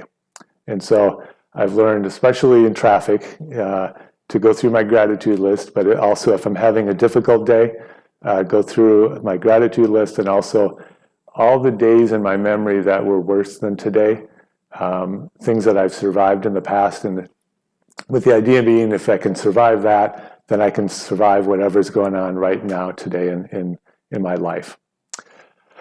Another thing that I learned years and years ago from a customer of ours or a client of mine, he was a young guy that came in, and he had been doing some reading on, I think it was like Tibetan Buddhism, and brought this in, and it really has stuck with me.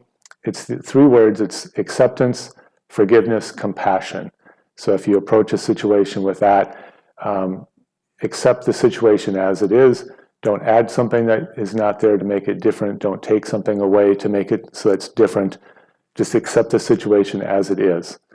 And then you need to forgive yourself, everybody around you, things that they've done, things that we haven't done to end up in this situation, and just forgive that. And then the third piece is compassion. And that's self-compassion. It's compassion for other people. Just to try to put yourself in a more positive, healthy mindset, and then you can make a good decision. And they call that the wise mind. So you're using your emotions, you're using your intellect, both 50%, so that you can make a good decision on any kind of situation that you're in. So the final thing that I'll talk about is another thing that I learned from a coworker of mine years ago. Whenever we would have a difficult situation, either a difficult meeting to go to, difficult phone call to make, a real struggling day, he would yell out, DBA. And I had to ask him what that was. And he said, don't be afraid. And again, very simple, but very powerful.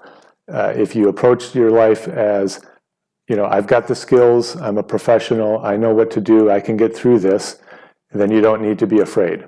And so as I finish my little discussion here, I'll just leave that as a final tagline or something to bring with you as you go forward is, don't be afraid. So use it as a mantra, DBA, don't be afraid.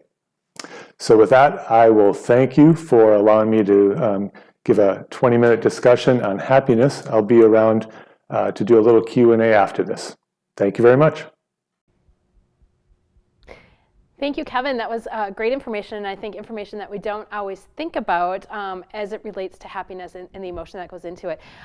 Kevin is standing by with us live. That segment was pre-recorded because he does have a real job and had to work today, but he's taking time with us if you guys have questions. So let's bring Kevin on. There he is. Hi, Kevin. Hello. Hopefully you're having a good day and doing well. Yes. Good. Well, thanks so much for taking part in the online summit today. I think, you and I talk about this a lot. For those people who don't know us, we are married. You're my husband, so we do have the chance to talk about these things often, which is why I thought it was such an important part of the Inspiration Summit and wanting to bring this to the forefront of people's minds. Happiness is. It is really a state of mind, and I think people need to understand that they need to do things every single day in their life to find their happiness and not just sit back and let life happen around them in hopes that there's some happiness for them. Would you agree? Yeah, I agree 100%. With everything in life, it's about daily efforts, one step after another, do the next right thing. And then at some point, you realize change has happened. And so, a lot of what I talk about with people, and hopefully what I presented in my discussion, was sort of reflect that it's not a once and magic pill. It's a lot of small decisions over time can lead people to being in a happier spot. Yeah, absolutely. And it's interesting. You ended on the DBA thought. Don't be afraid, and just taking it as a professional, going in and doing what you need to do. Our first speaker this morning, Jeff Dachowski, talked about something similar, and he said it's okay to be afraid, but you need to go into those situations and just do them anyway, even though you might be afraid. And then we talked about over time that fear will kind of go away because you'll be more comfortable in that type of situation. Right. We all have our doubts, and even if we've been through a certain situation, hundreds of times, there's still that a little bit of anxiety. Can I do this? Is this something that's within my abilities? But it's good to be challenged. I think if nothing challenged us, we would get quickly bored and probably getting kind of stagnant in our abilities. So you do have to get those daily challenges and understand that anxiety it's neither good nor bad. It's if you can harness it, like a wave on a surfboard, if you can harness that feeling, sometimes it brings you, it helps you to achieve more than what you thought you could. Absolutely. So, yeah. yeah, Sorry, go ahead. No, I was going to say, a lot of times people will go into therapy and think, at the end of this, I won't feel any more anxiety. Unfortunately or fortunately, that never happens. So it's all about your expectations and sort of what's normal, and then kind of move in with that. Yeah, definitely. I saw a question come up and then it kind of disappeared, but I think I've got the gist of it. Somebody was asking about steps that you can actually take, more than just a mindset. Are there steps that you can take to find happiness in your life? Like, what would you recommend that somebody go out and do today? It's a lot of, one of the big things is having positive people around you. And, we're social beings. We define ourselves a lot through our relationships. And so whether it's professional relationships or personal relationships or family or friends, find some of those people that really support you, find the people that make your life better, and hopefully that you make their life better, and spend time with them. That's one of the really basic things. In my line of work, when I see a lot of people that are pretty isolated, they're not happy. We need to be around people, whether it's, in real life or online. Usually at this point in our world, maybe a mix of both. In real life, people are always going to be a little bit better. There's something about that actual face-to-face interaction that makes it more valuable maybe than online, not to diminish online. Right, but I think we've all kind of experienced that this last couple of years as well, and especially in 2020 when COVID was a thing and everybody had to be quarantined and isolated, and you couldn't be around people, and I think that really got to a lot of us, and it's still really prominent in a lot of our lives. We're so used to, I think, at this point having everything online and just expecting that, and we just kind of forget that having people around us physically really makes a difference. It's a huge difference, and you're right. People really felt that loss over the last few years with COVID and the restrictions, maybe not having realized that was a big part of their life until it was gone. So there's been a lot of talk of, the last year or so about people re-engaging in real life after having spent so much time away. Um, I try to make an attempt to stay in touch with my friends in real life. Um, so I'm a runner, so I've got groups of friends that I meet with, at least once a week to just spend that 45 minutes in activity and talking, and it's a big part of my happiness. So. Right, and we've got another speaker coming up this afternoon, Amy Johnson, who's going to be talking about photographing the bird in front of you, and I think that her talk is somewhat going to relate to this as well in just taking those steps to finding the happiness in your life and just getting out there. I know for me, I feel such a sense of peace and happiness when I can get out in nature and I can go photograph some wildlife and just do something a little bit different than my normal everyday, and that's just one step that I like to take. I don't get to do it as much as I can, but that's why I think her talk is going to be so important, because we don't have to go somewhere exotic. We can go out in our backyards and we can enjoy those things. Yep, make whatever day you have the best you possibly can. Absolutely. So there's another question. I'm not sure that I understand this exactly, but I'm just going to ask it as it is. Okay. And maybe you can get it. I'll do Otherwise, my best. yeah, the person who asked it can maybe elaborate a little bit more too. They're wondering if you can tell us more about the program you offer. And I'm not sure what that program might be. Well, I don't really offer a program. I said at the front of my discussion that I'm not really selling anything. I don't have a packaged, life guide. I don't really work that way necessarily. So. Right. So for those of you who don't know us, I often refer to Kevin as my intern.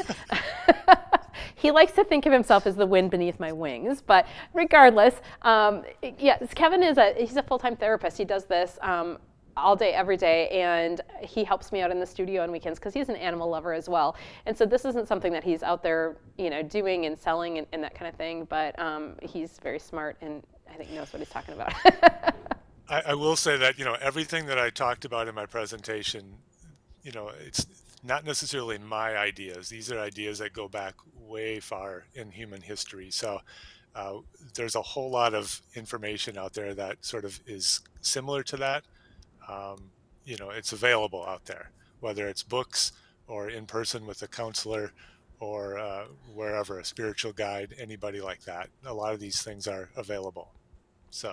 Yeah, perfect. And I know, just a kind of final thought, we had Erica Lane Harvey just a little bit ago, and she was talking about working with your dogs and training your dogs and the confidence that you get as well as the dog gets. And we related that to finding happiness, and not only that, but being confident in more than just your photography and your training skills, but the confidence bleeds into all other areas of your life. Would you say that with the people that you've worked with and what you've seen through your career, that those people who are more confident tend to be happier people as well? I think there's a correlation between the two. Sometimes people, they lose the wind in the sails in life and they kind of lose their confidence for whatever reason. There's 100 ways people lose their confidence.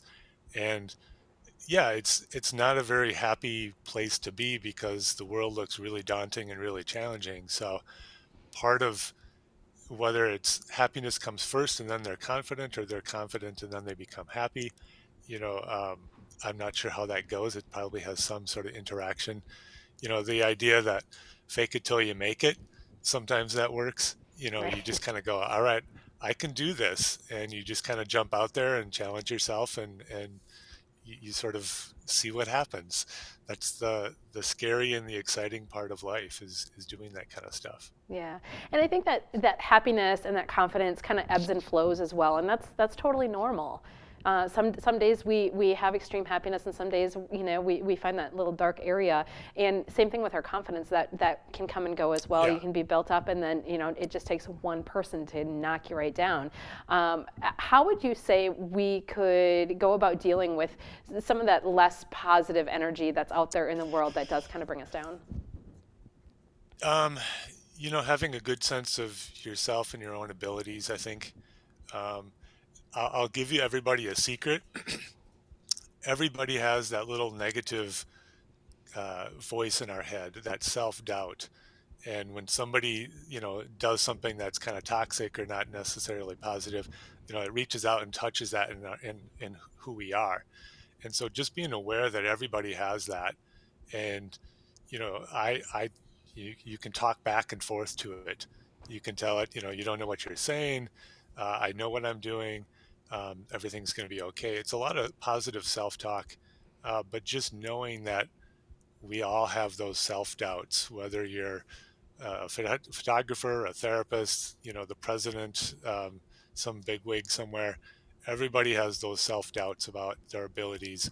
And really that also helps with interacting with other people, because you can kind of get a sense of where they're coming from sometimes if they're not feeling secure. And so, where does this come from them? And so really try to sort of process through that can help. And it's, like I said, it's a lot of just basic self-talk, and knowing that about yourself.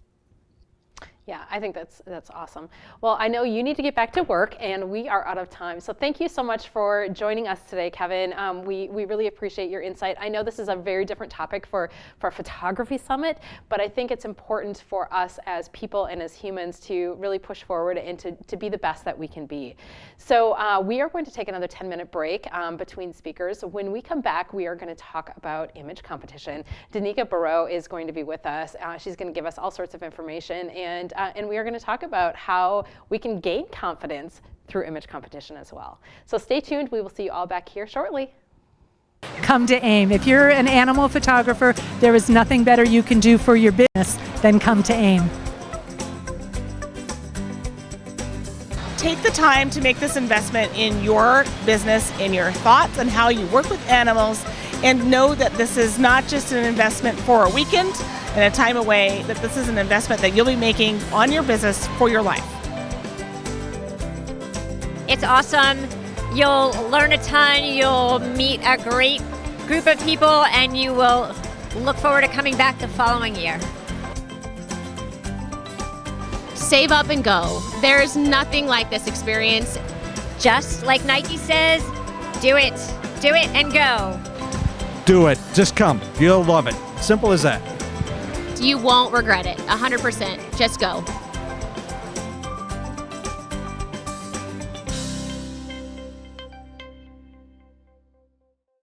A moderate level of ambient noise, about 70 decibels, seems to facilitate creative thinking. Interestingly, that's about the level of a typical coffee shop.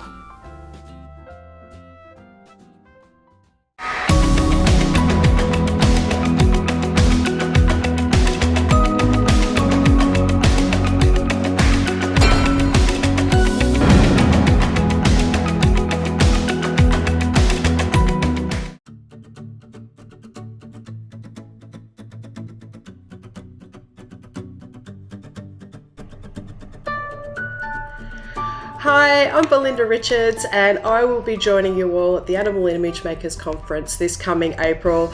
I will be presenting a talk on, it's entitled Look Who's Talking Now, Give Your Subjects a Voice with Compositing. I'll be talking about my creative process and how I come up with the crazy ideas that I do. Sort of a condensed version of my full pre-con platform class, but I will be going through concept development, techniques, and then explain how I plan my shoots and put everything together. Really looking forward to seeing you all. I cannot wait to see you all in April. Thank you.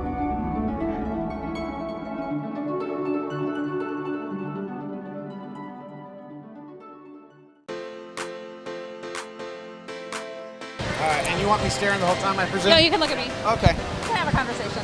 All right, hit it. Okay.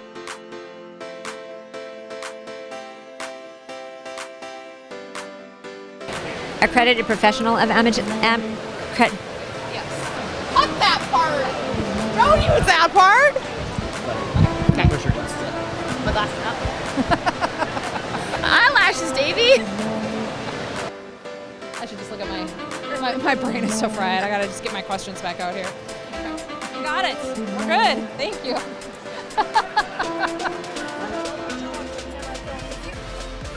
You're such a dork. Does that work for you? You're the greatest. Well, thank you. Oh my gosh, if you play that part, you're like, Thank you. See, no edits.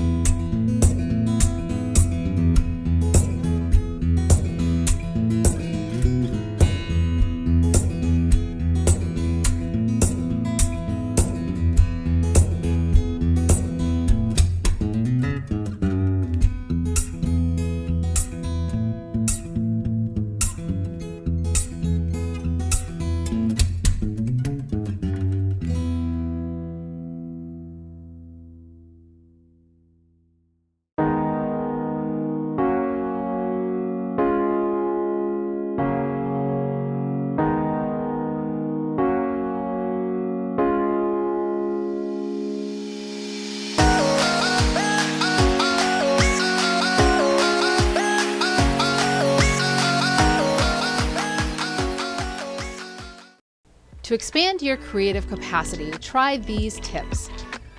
Learn about something completely unfamiliar. Watch a documentary about the Vikings or take a class in calligraphy. Make it a goal each week to talk to at least 3 people who are very different from you.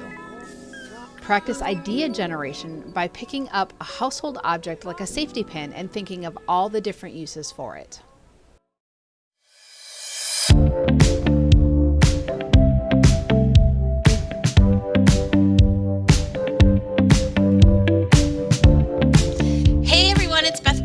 From Nova Scotia, Canada, and I am one of the speakers at the upcoming AIM conference in April in Minneapolis, Minnesota. And I will be teaching a class, a pre-conference class on the secrets of the album upsell.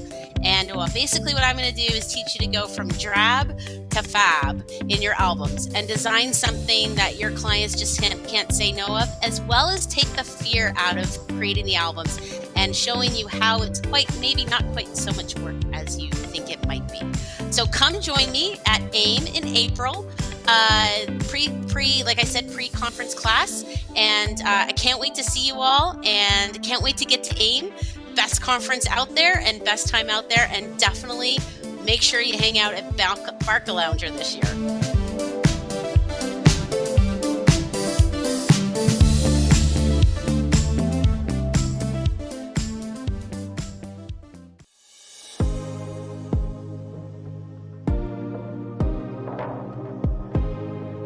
The speaker team was amazing. I learned so much, and there was such great diversity. I am so grateful they're willing to share their knowledge with us. I'll do anything to give back to them. So yeah, it was super inspiring.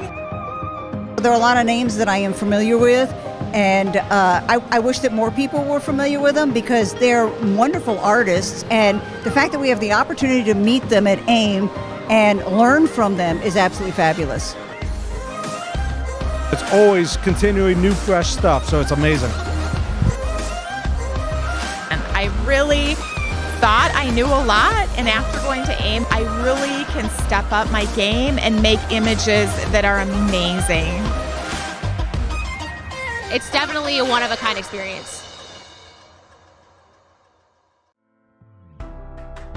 The International Society of Animal Photographers is proud to be a PPA affiliate. Join us today by visiting theisap.com.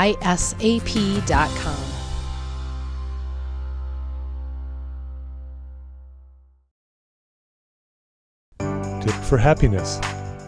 Be willing to change everything if the situation calls for it.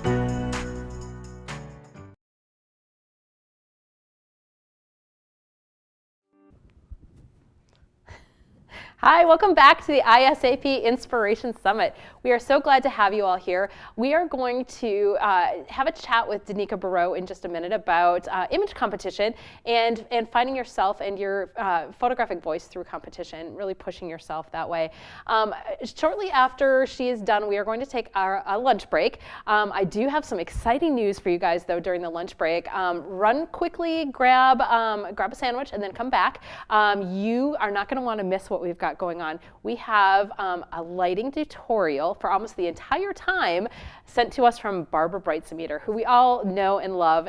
She does such great work, has had such a voice in our industry, and she has got some amazing information for us. So you guys do not want to miss that during the lunch break.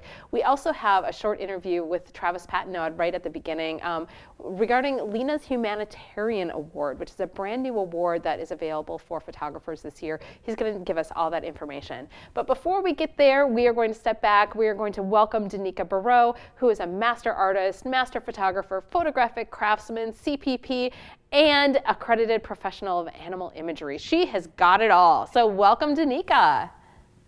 Hello. Oh, that's a great face that you've got frozen there. Oh, no. I hope you're actually seeing some movement there, Davey Dave. Otherwise, nobody's going to want to look at that for 20 minutes. Yes, you do seem to be frozen, so we will see if we can figure that one out. But while we've got your audio, why don't you give us a little bit of information about how you got started in competition? What has it meant to you as a photographer through your career, and how has your work grown as a result? Well, that's actually my presentation, so I guess I could just go ahead and get started. Well, let's just jump right in then. Okay. So, as Lisa mentioned, I'm Danica Barreau. I own Puka Art and Photography. It's a small residential studio in Grove City, Ohio, just outside of Columbus. And Lisa and ISAP asked me to talk to you today about personal growth through print or image competition. So let me tell Well, I think that we just lost Danica, so we'll have her rejoin us, and maybe she won't be frozen, or hopefully if she does freeze up again, she'll have a smile on her face. We'll see what happens. But Danica's got a wealth of information about competition. And not only is she a seasoned competitor, she volunteers on several different print competition panels to run the competition. And she also does the No Bones About It image critiques once a month with myself, with Barbara, and with Angela Lawson. And that, if you guys don't know about No Bones About It, it's a great way to send in work once a month, have this panel, and we also have volunteer judges, we'll call them, volunteer panelists, to join us on occasion. And it's a great way to get feedback about your work, not only competition work, but client work as well. We take a look without knowing who's who and who has sent in what, how you can do better on your images. We look at composition, we look at lighting, we look at your settings. It's really awesome. And all of that information, oh, there she is on the ISAP website. So if you go to theisap.com, you'll find the information about No Bones About It there. So I recommend everybody join that. And even if you don't send in images, you're going to learn from the critiques. So welcome, Danica. We have a nice smile on your face now. At least you can see me now, so that's an improvement. Yeah, yay. I don't know quite when you lost me, so I guess I will start over again. Yeah, we lost you almost right away. So I was just asking you a couple questions about your background and and you said, that's all my presentation, so you were going to just jump right in. So I say, at this point, let's jump right in. Okay. Sorry about that. So, all good. As Lisa said, I'm Danica Barreau. I own Puka Art and Photography, which is a small residential studio in Grove City, Ohio. It's just outside of Columbus. And Lisa and ISAP asked me to talk to you today about personal growth through print or image competition. So I wanted to tell you a little bit about my own journey, start with my credentials. So I do have some experience in the area. I am a PPA master artist, master photographer, photographic craftsman, certified professional photographer, and an ISAP accredited professional of animal imagery. And all of that was earned through a combination of education and print competition merits. I'm a 7-time Grand Imaging Award nominee, and I have earned 11 medals at the International Photographic Competition, as well as the Imaging Excellence Award. I am also the print competition chair for the Professional Photographers of Ohio, the Professional Photographers of Northeast Ohio, and I'm on the print committees for the Animal Image Makers and for the American Society of Photographers. My slideshow is not working either, but what I do have is a very short video. It's my 7 years of print competition in 60 seconds. So I will share that with you here.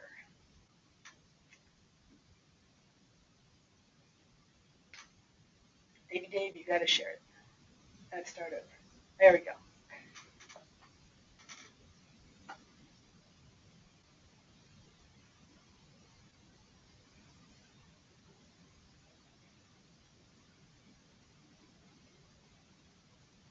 I should have put some music.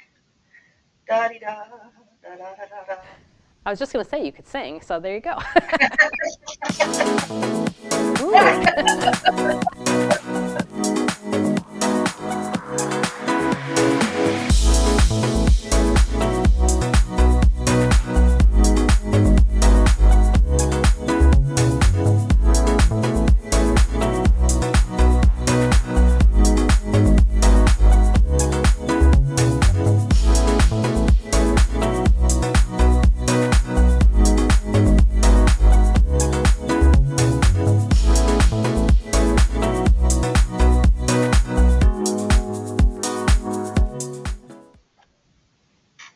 All right then. So that was so those are all the images that I submitted to the International Print Competition over the past 7 years. I joined PPA and my local affiliates 8 years ago because of print competition. When people say that they joined PPA because of the insurance, I'm like, they offer insurance? I had no idea. I'm here for the print competition. Like many photographers, I'm self-taught. We pick up the camera and we get enamored with this creative outlet, being able to physically capture a memory or an emotion or a moment or for 100 other reasons. But we mostly do it alone.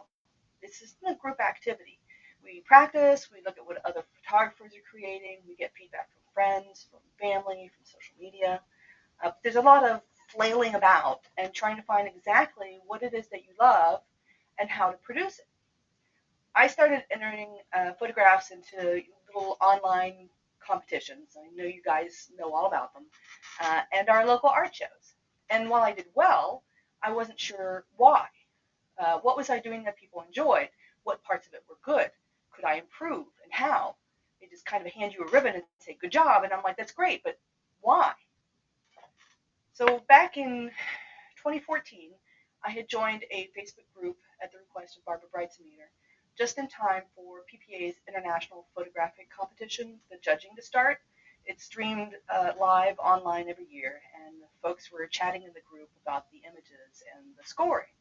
And when I realized that there was actual feedback being given on every image, even if it was just a score or a yes or no, there was something concrete that was being given back to the maker. And I was hooked. This is what I was looking for, a measurable response to my work, not based on I like it or it speaks to me, but based on a unified system of scoring that the jurors were trained on. The images weren't scored against each other, but against these 12 verifiable elements. And yes, absolutely, this is still art and still subject to personal opinions. It's not just about composition and lighting, but also about the artsy-fartsy stuff like impact and storytelling, which are obviously more subjective. But the jurors could talk about it amongst themselves, and you could learn, and not just on your own work, but listening to feedback on all the images and why the jurors thought they were worth the score they were receiving was eye-opening. So I immediately joined my local affiliate and PPA, and I was like, how do I do this? How do I enter? How do I learn? How do I improve and refine my craft? How do I do this? I took a class that was hosted by an amazing portrait photographer here in Ohio Her name is Christine Walsh Newton, and she explained the very confusing rules of print competition. And it was hard. I competed for 3 to 4 years before I was confident that I even began to understand the ins and outs. And the rules change frequently. You know, it's kind of tough to stay on top of everything. In that first year, I submitted a bunch of my favorite images, and it was brutal. There is a vulnerability to exposing yourself to criticism that I just hadn't expected. I felt eviscerated. I'd break out in sweat and my heart would be pounding when my images were being judged, and I was in tears when they didn't do well. Didn't the judges understand? I put my whole soul into those images. How could they not understand the story I was trying to tell? And I didn't even understand half the verbiage that they were using in their criticism. Needless to say, there was a lot of yelling at the screen. But I took notes. I took a lot of notes. And I learned. And not just from my images, but from everybody's images. I learned about lighting ratios and composition and color harmony. I learned about impact and storytelling and technical excellence. And I learned that the little details matter, that the jurors have very little time to see and decide on an image's merits.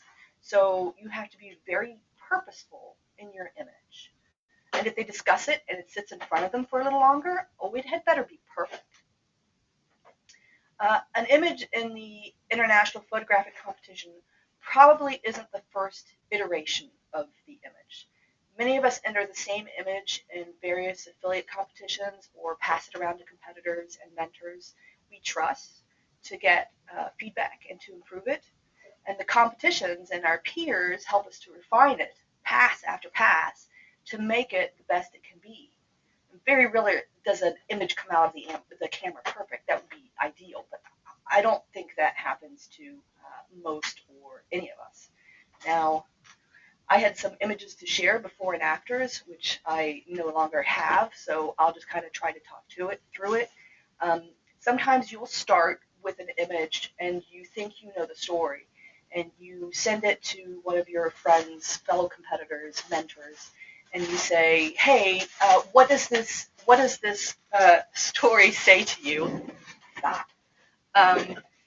And sometimes they come back with an answer which isn't at all what you had planned. That's not what you were thinking when you were creating that image. And sometimes that allows you to change that image and make it something that is more understandable to all the people who are looking at the image. For instance, one of the images I submitted last year was called Whee! And it was this multicolored unicorn with birds sliding down its horn. Now, when I started that image, when I first submitted it to Ohio, it was a photograph that I had taken of the zebra that I had just put colors on it and made it, something different. I think I called it Changing Stripes or something like that. And it didn't do well. It didn't even merit that state competition. And I knew what was missing was a story. It was just a fun picture at this point. There was no story and there wasn't that much impact. So I started asking around. I'm like, can you imagine what a story would be? And we just kind of played around, and I sent different iterations of it to people I trusted and ended up with this image which did well. It was an Imaging Excellence Award at the IPC, but that was due to my friends and fellow competitors and mentors it was a group effort to create that image, and that is not the first or the last time that that's going to happen with any of those images.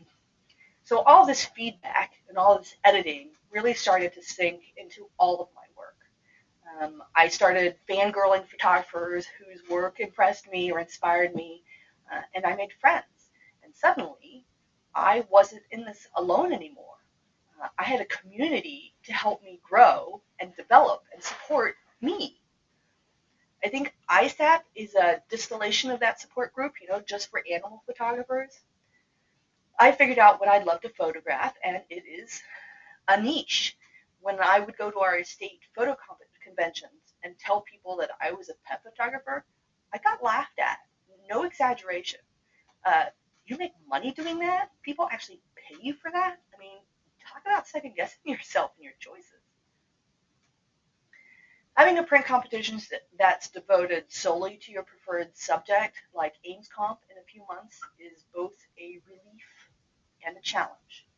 You don't have to justify what you're photographing. And there are things that are very specific to your genre that the judges hopefully will understand, like catch lights and three-quarter profiles and increased focal distances between ears and noses and posing to hide the bits. But you will be challenged because these photographers who are entering are good, and they have been waiting for this safe space that AIM provides to learn and grow and challenge themselves. And we are all in. We're putting in our best work. Our hearts are pounding, and we've got tears in our eyes, waiting to see if this time, the judges will see our soul and all of our hard work. One piece of advice I give people about print competition is not to get too attached to an image. That last photo you took of your heart dog just before he passed away may make you howl every time you see it. But the viewers might not get that same emotional attachment if your story doesn't come through. And that art piece that you composited and painted and it has 300 hours worth of work and you learned all these new techniques might not have the impact you expected. And you're going to be angry and offended, and you're going to curse print competition and how it made you feel. And that's because you're all in. You're putting everything you've got and everything you have into those images. Print competition isn't just about being a better photographer, because you will be. If you continue to enter and you listen and you get feedback from your peers, you will become a better photographer. Guaranteed. But it's also about learning to be graceful under fire, dealing with both disappointment and euphoria, and how to get your heart trampled and then get back up and do it again and again, but better. It's also about learning to ask for help. I mean, that's hard for a lot of us. And that it's okay to be jealous, but taking that jealousy and pushing yourself to get to that next level. And it's also about getting advice and knowing whether to accept it or not, because in the end, that image is yours. It's a reflection of you and your passion and your vision. And it's your choice whether you take some of the advice that's given to you or not. I was talking to a successful photographer recently who said that photography was cutthroat and she wasn't interested in sharing what she'd learned or being an inspiration. Print competition for her was about winning awards so that she could stand out from the crowd. And she said we had nothing to teach her. How lonely. That is the antithesis of print competition. Print competition is about refining your craft, getting to know yourself, learning your limits, and then busting through them. And about joining and creating a community of like-minded people so that you aren't doing this alone. Print competition doesn't just make you a better photographer. It makes you a better person. I could not agree more. I could not agree more. The people who I have found in my years of being involved in print competition, those are people who I like to be around, who are inspired by others, who are willing to learn from others, and who are vulnerable and overall good people. So yes, 100%. You are so right on with all of that. I love it. That was amazing, Danica, amazing information. Gosh, I don't even know where to start with all of this. Yes, image competition is a passion project for many of us. Well, yeah, exactly. And I was going to say, that I've been doing this a long time, and I love print competition. I love the way that it pushes me and it pushes my creativity. And it's hard when we're busy. It's really hard to think outside the box and come up with something different.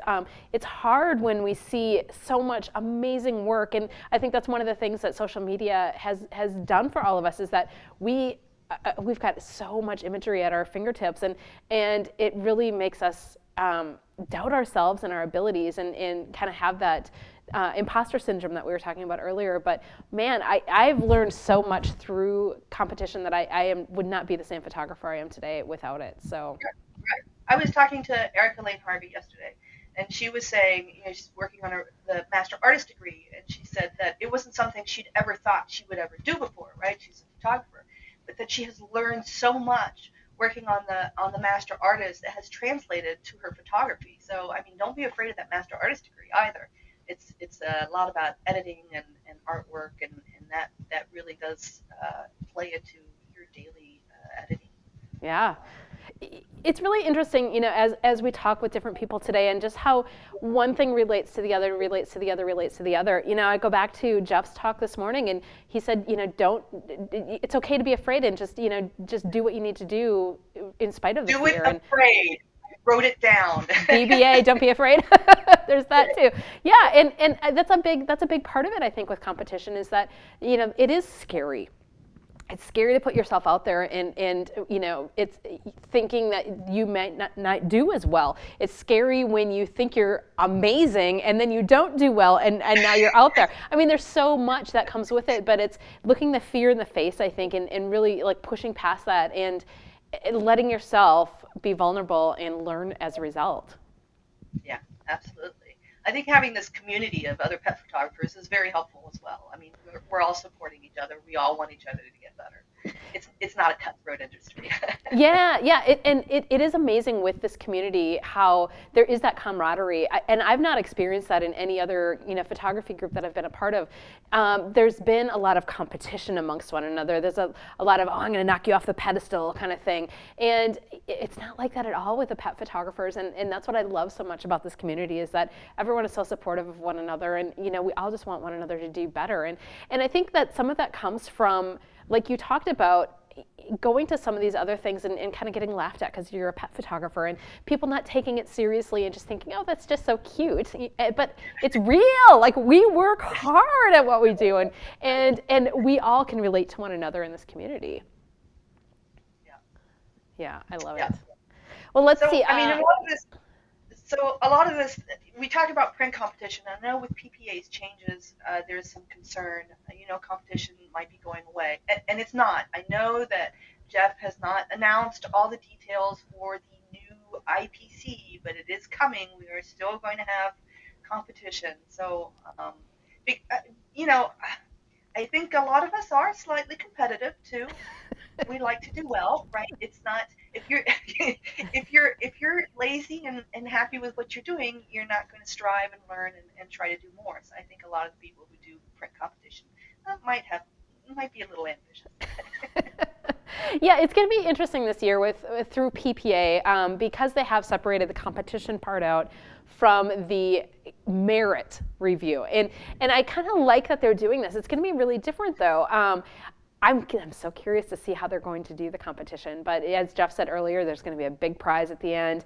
And I know that there are going to be other prizes. I think, the past couple of years, there hasn't been any first, second, third place in the actual categories, which I find a little anticlimactic, which is why I'm glad we're still doing that at AIM, because I think that's a big part of it. But I think, and I hope anyway, that those category winners are going to come back. So pet photographers, we could be right up there again. And from what I understand, also there are going to be more categories in IPC than what we've had previously. So that could be super cool too. So it's going to be very interesting. Yeah.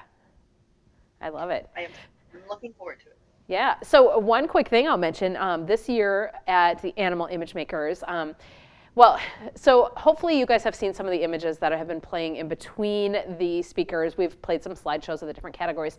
The biggest category that we've had forever has been the dog category. Everybody loves dogs, everybody photographs dogs, it's all good. We have broken that category down into 3 separate dog categories. So rather than one category like overpowering everything else, we are now going to have studio dogs, we are going to have location dogs, and we're going to have action, which could be either studio or location, but dogs in action. And I think that is going to just be so awesome. What do you think? I think it's great. I think I'm looking forward to see all the interest in those categories. Yes. And it is good. I mean, we had like like almost 200 entries just in the dog last year. I mean, it was I think there were over big. over 300 in just the dog 300, category yeah, it only. was massive. Yeah. Yeah, so I think breaking it down will be nice too. And there's a lot of variety in dog portraiture. So I think those 3 categories are good ones. Yeah, I do Good too. way to break them down. Yeah. It's going to be great.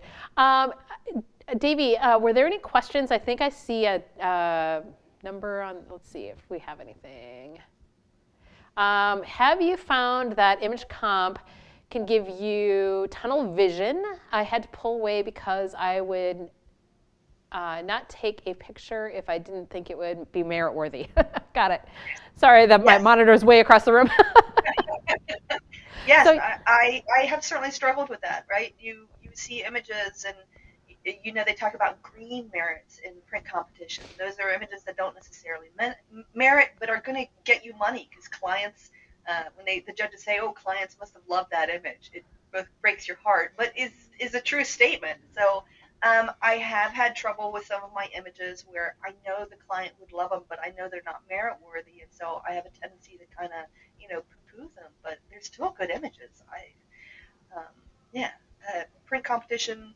Those 12 elements are great, and they definitely teach you to view your work differently, but they can sometimes be a hindrance where you kind of get in your head a little too much. And sometimes you're afraid to try different things because if you're doing well in print competition with something that you've done over and over again, it's sometimes hard to break out to try something different because you're afraid of not doing as well. Right. I think it's interesting because the tunnel vision thing and trying I wouldn't say don't take a picture if it's not merit worthy, but having that drive and that little voice in the back of your head, it's one of those things I think that because of that voice in my head during a client session, I am kind of thinking about that. And I think that makes my client work better as well because I am thinking about the lighting, I am thinking about the composition, I am thinking about the storytelling, I'm thinking about those 12 elements in just a client session where it doesn't really matter about print competition, but having those things there and that little voice that's in the back of my head as a result, I think makes everything better. And that's the whole point of competition is that you are learning and pushing yourself to become better. So I would say don't be afraid of that little voice. Embrace that little voice. But don't feel guilty if an image doesn't come together as something that can be submitted for competition because likely the client is still going to love it. Right. I love it. Sorry. Janika's got dogs on her. I love it. Yeah, the first time that we had our competition for AIM, and it was broadcast live, we had judges live and in person and all together physically, we had a dog in the judging room and the dog was barking. And I will never forget, the judge was like, oh my God, I'm so embarrassed. But everyone at home who was watching at home and chatting at home, like, oh my God, it's so great. And usually with the live judging, you have to be really quiet in the room and no other competition I've ever been a part of embraced the fact that there's a dog in the judging room barking. It was phenomenal. Right. I'm waiting for a competition where the judge has like a bird in the background and it's having its own conversation while they're trying to judge the image. I love it. Awesome. Well, any final thoughts, Danica, for somebody who maybe hasn't competed before, who's thinking about it, who's maybe a little bit afraid to do it, what would you say would be a great first step for that person? I like the local affiliates. So somebody, lots of our state affiliates. In Ohio also has 2 scholar affiliates that are local, and where you can actually talk and physically talk with people and show them your images. But I mean, if you just want to start with AIM, that's fine too. We're all very supportive, and you can't start on this journey until you start. Right? It's like you can't play the lottery. You can't win the lottery if you don't play. It's the same way with image competition. You can't grow and become this better person until you start entering. And yeah, it's hard and it's scary, but I mean, we're gonna love you anyways. It doesn't matter what your work looks like. You got it. That's right. Exactly. I think I said this earlier in somebody else's talk as well, that a lot of times the first step in any journey, the first step is the hardest step. And once you take that first step, then it's easy to take the second and the third, and it just gets easier and easier. It is a slippery slope. Yes, that is true. That is true. That's also good advice. Be careful what you wish for. I love it. Well, thank you so much, Danica. You are a wealth of information. I know so many people were inspired by what you had to say and by looking at your images. I cannot wait to see what people are working on for AIM this year. If you guys have other questions, you can find Danica online. She's one of us. She's in our group all the time. And of course, she's on No Bounds About It as well. So you can track her down there. Thank you so much. Stay tuned. We're going to have Barbara's lighting tutorial right here in session 1. Right after that's done, and as we are going to start with Amy Johnson's afternoon program, Photographing the Bird in Front of You, we are then going to switch over to session 2. So for that program, you're going to want to switch over to session 2 for this afternoon. Have a great lunch, everyone. We'll see you back shortly.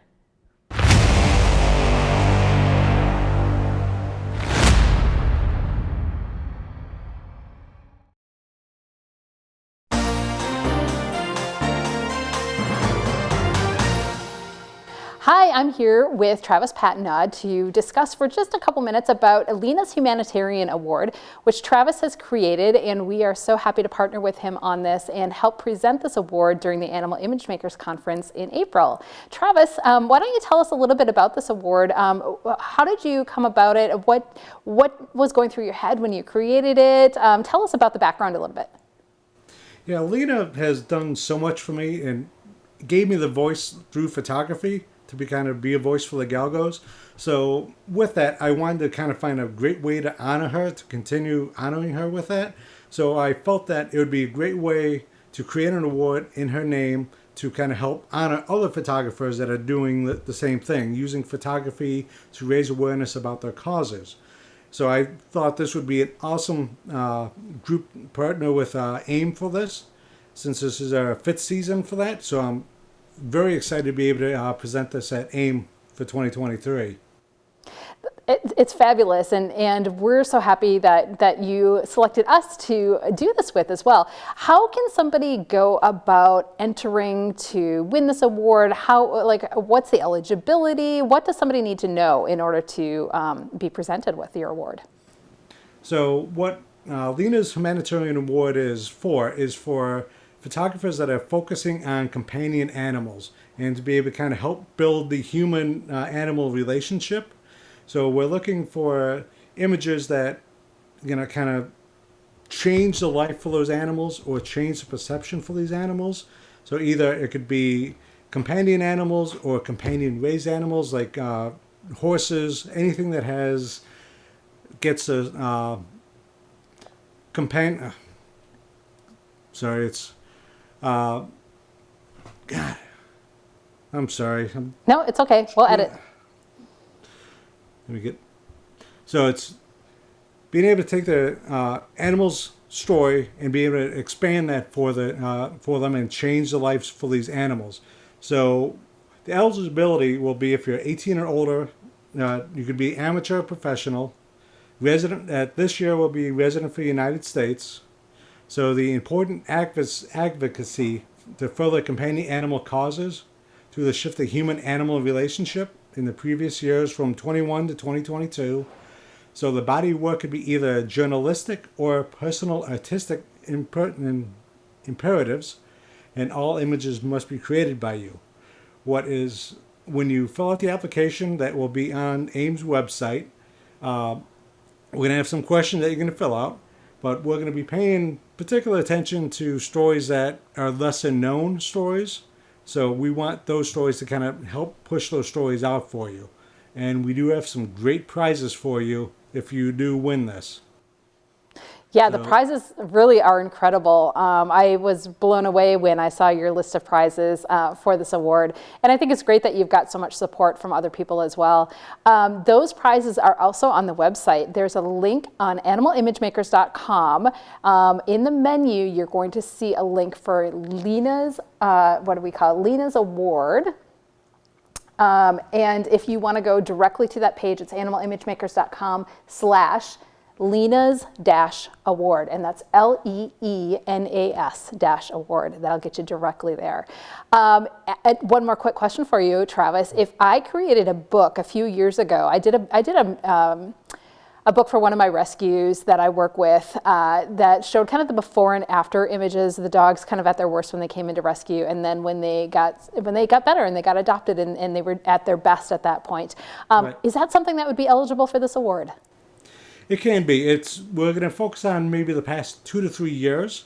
So we don't want to go too far back. We just want to kind of keep somewhat current so we can help still try to promote those stories. Yeah, and I think that all of those eligibility requirements are listed on the website. I think it's 1 or 2 years, and so that was me just prompting you for that answer. I'm being sneaky, but no, congratulations on this. I can't wait to see how many people are interested in taking part in this and who the winner is actually going to be. It's going to be announced. When will this be announced? At AIM in April 16th, I believe. At the awards ceremony at AIM. It's going to be awesome. And I'm looking forward to seeing all the submissions and all those stories, so I'm definitely excited to read those. There's so much good happening in our community. It's so many people doing amazing things that I think it's going to be well deserved. So congratulations to you. So thank you, and I'm very happy that I've been able to partner with animal image makers.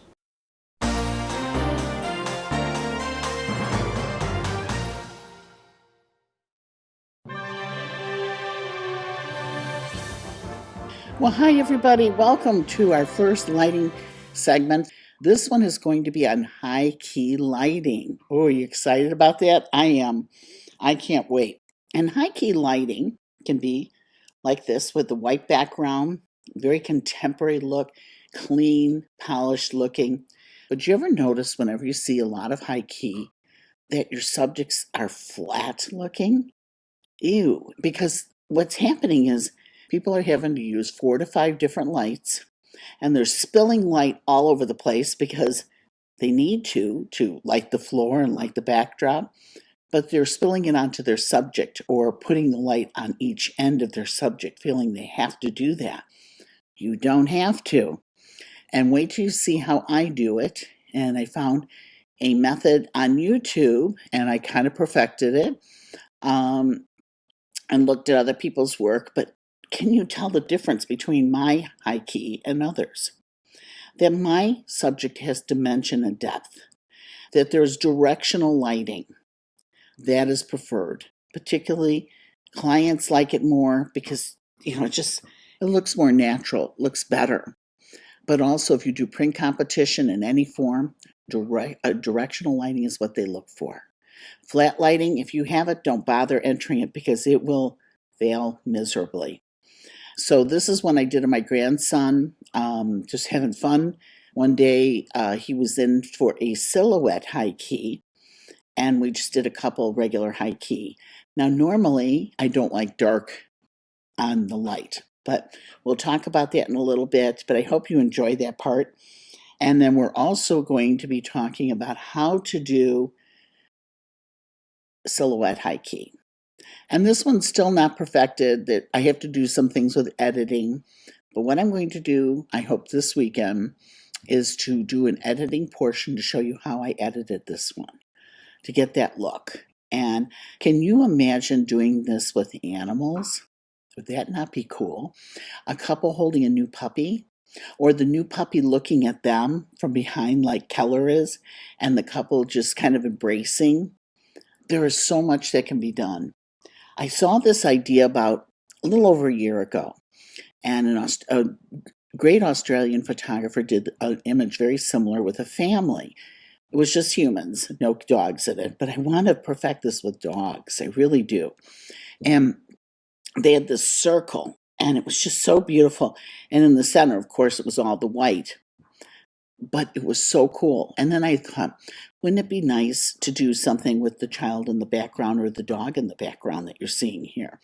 And I was lucky enough to get one image of Keller looking down. You're going to get a good chuckle out of this session when you see some of the images I'll be showing you later. This segment is going to be segment 1 of this lighting series. We have 3 segments, or 3 units, I should say. I broke it down so you don't have to sit there and listen to me go through all the spiel. The first part is going to be some basic things about photography, about studio lighting, and I feel we need to hit on that. Now, do you ever have a lot, you get ready for your client, get your lighting set up, and you put your stuffed animal there, and you think you're going to get your lighting perfect. And they come there and you start photographing right away and you notice, ew, the lighting doesn't look the same. Well, stuffed animals serve their purpose for certain reasons, but it really doesn't. Because the fur of a stuffed animal is fake. It's not real. And it doesn't have the same textures and shine of the fur that we're using with dogs, that we have with dogs. And that's what is so important and critical with studio lighting, is that you have their specular light, the light that bounces off, particularly when you have a shiny coat dog, that it's done correctly. Or if you have a dog with heavy textures or what. But the fur is very different, and you will not get the same look. So, as much as I see people using these, I really wouldn't. I would stay away from that and start off with the dog and do your test shots. Now, this one here that you're seeing here, it's a little off kilter because, of course, I'm holding it and I'm filming at the same time. The first thing I do whenever I have a session is, my lights are all set up when they come, but I want to make sure my lighting's right. And we put the dog up in the area we want to photograph first. Get the dog used to it, get the dog some treats, reaffirm everything's fine. And you can kind of watch too if their dog reacts to any lights or anything like that. But the first thing I do is I check the catch lights on the dogs. I want those catch lights at 2 o'clock or 10 o'clock to 2 o'clock. I want them in the upper portion of the eye. It looks much better to have them there. Also, I look at my strobe settings and my camera settings. Now, if you use a light meter, that's great. Many do not. What's so great about the new Sony cameras, you don't need a light meter because we can see exactly what it's going to look like in camera. Oh my gosh, guys, have they dumbed it down for us? And they have. So you're seeing here with my broken nail, I'm just checking out catch lights on her. I'm checking out lighting.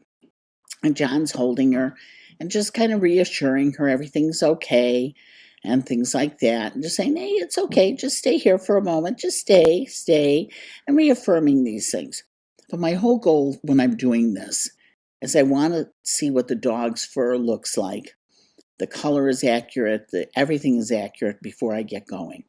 Because nothing is worse than you shoot half of it and you realize you're underexposed, you're way overexposed. So you want to make sure that your settings from your camera and your strobes are correct, that they're right. And my goal is to get it right in camera. And so I do that before I even start. That's the first thing we do. And then, now the other thing is that I want to bring to everybody's attention, because I had this happen just the other day. I'm going to photograph Ping, and for the high key portion, and I'm looking at it, the test shot, and I'm like, there's no catch lights. She's way underexposed. I'm thinking, what did I do wrong? And I said to John, is both my lights firing? And he goes, yeah. So I'm looking, I'm just my camera. Still, it comes out exactly the same. Then I bump up my lights quite a bit. Still comes out exactly the same. And I say, you sure it's firing? He goes, yes. And we tried it, and it looked like both were firing.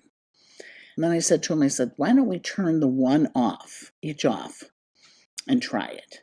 Well, my front light was not firing. I had the wrong setting. I didn't have it set on slave.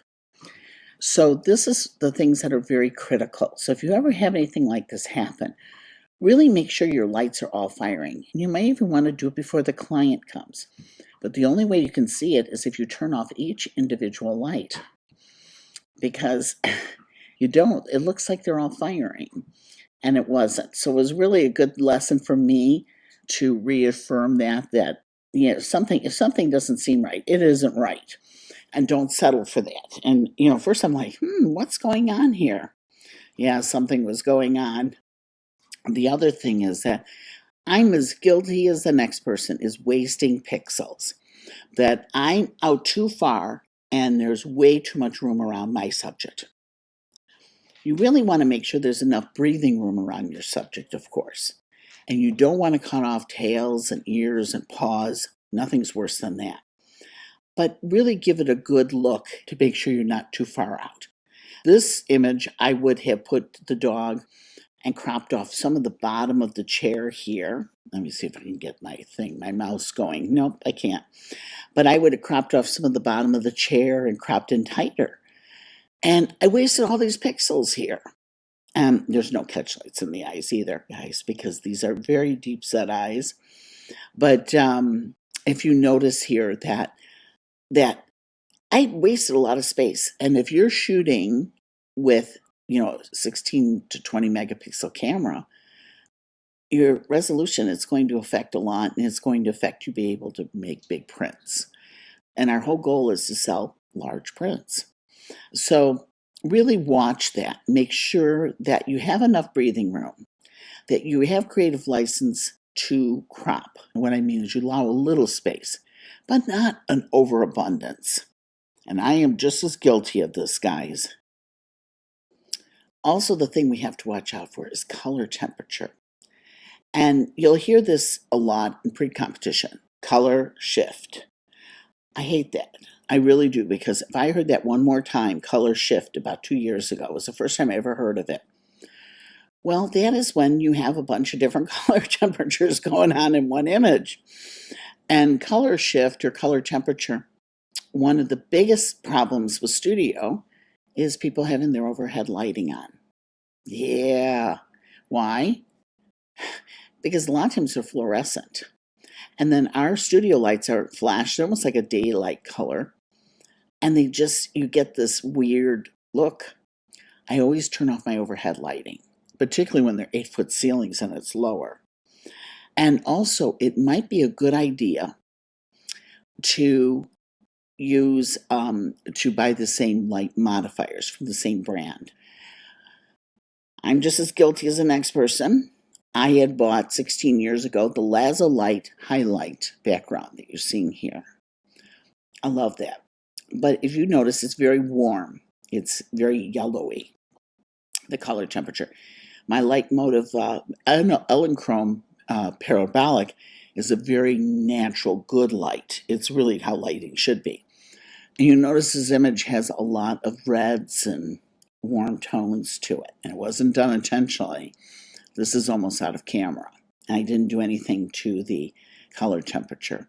So these are the things to watch out for. That you really, if you are buying lighting modifiers, try to keep the same brand and all. Let me see what I'm going to say here in my video. I forgot. The one thing you'll notice in my studio is that I keep my overhead lights off. I'm going to turn them on for a moment.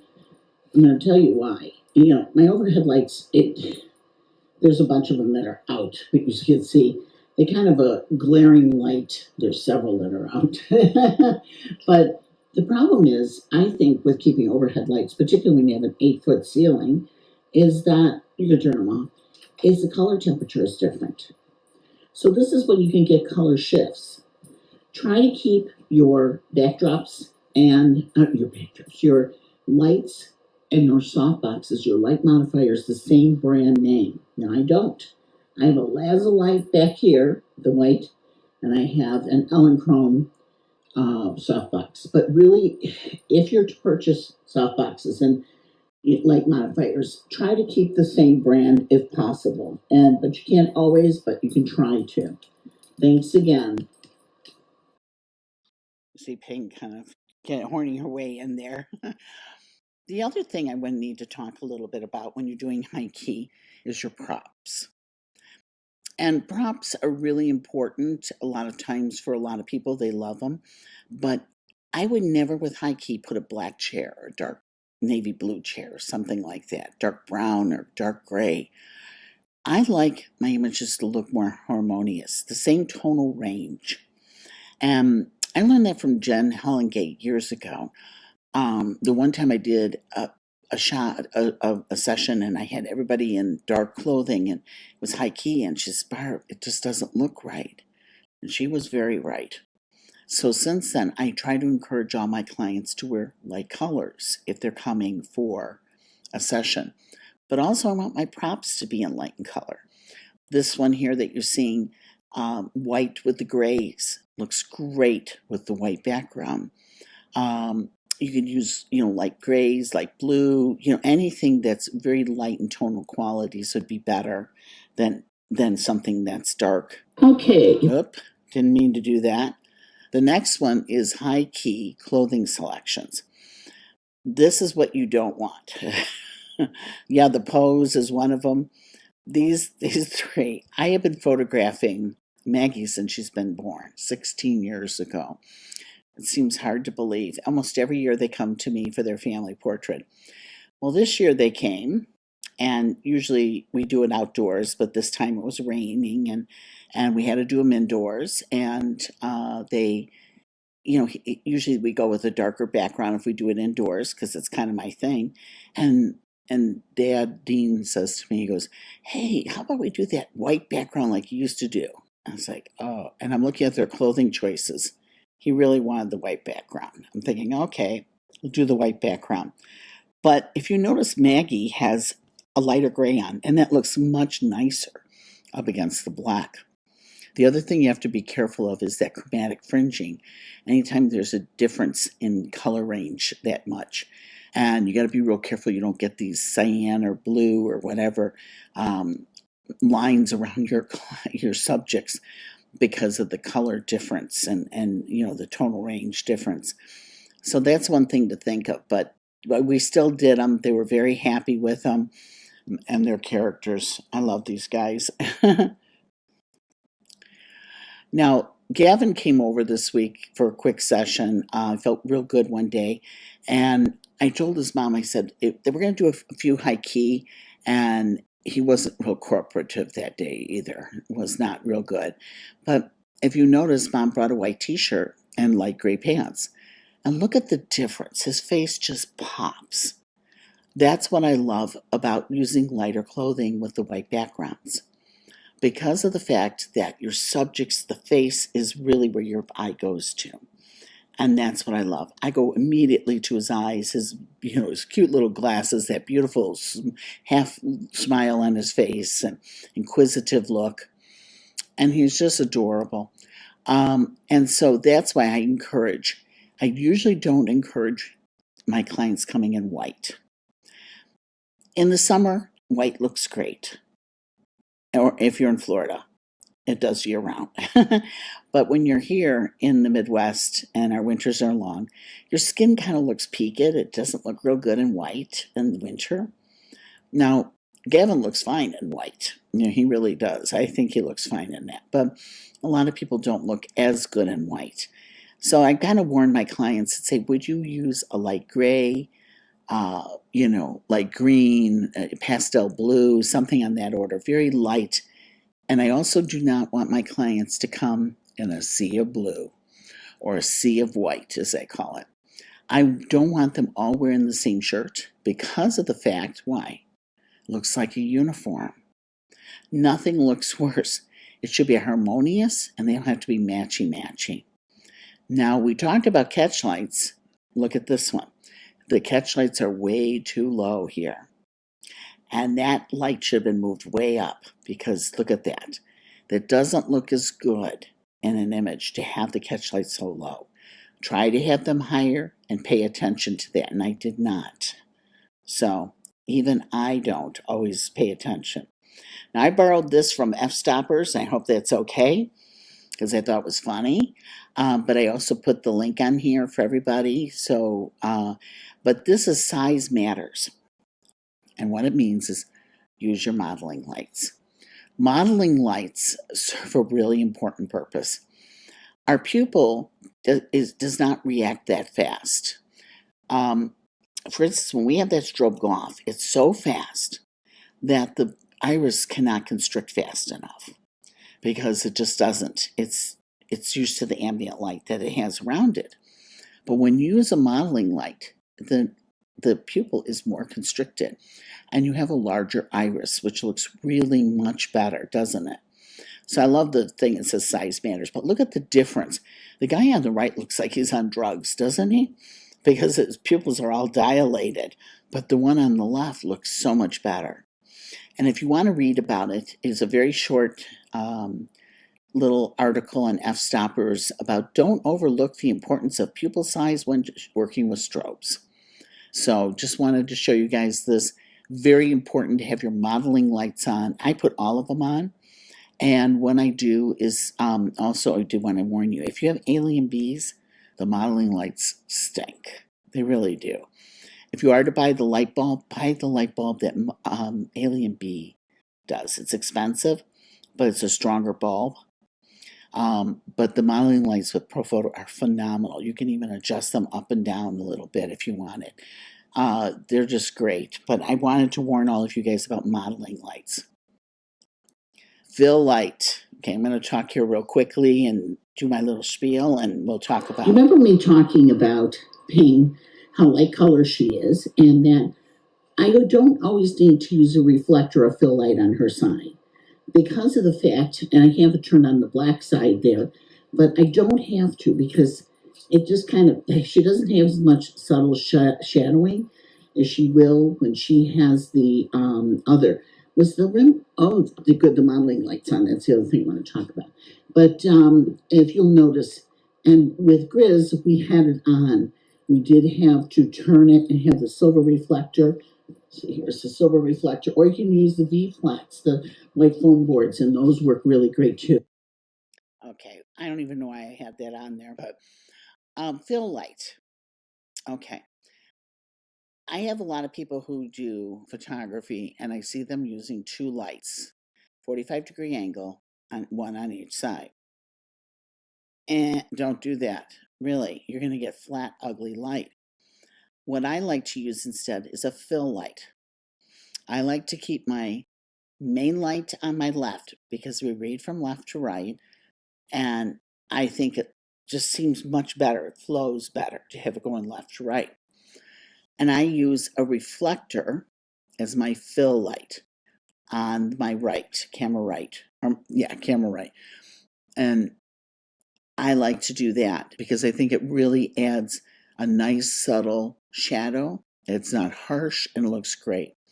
But if you're photographing a white or light colored dog like Ping is, I don't like to use a fill light modifier. I want to have more natural shadow, and you're going to see in some of the examples, but I'll be talking more about that when I do. This image here, I used a fill light modifier on. The reason for it is a black dark dog.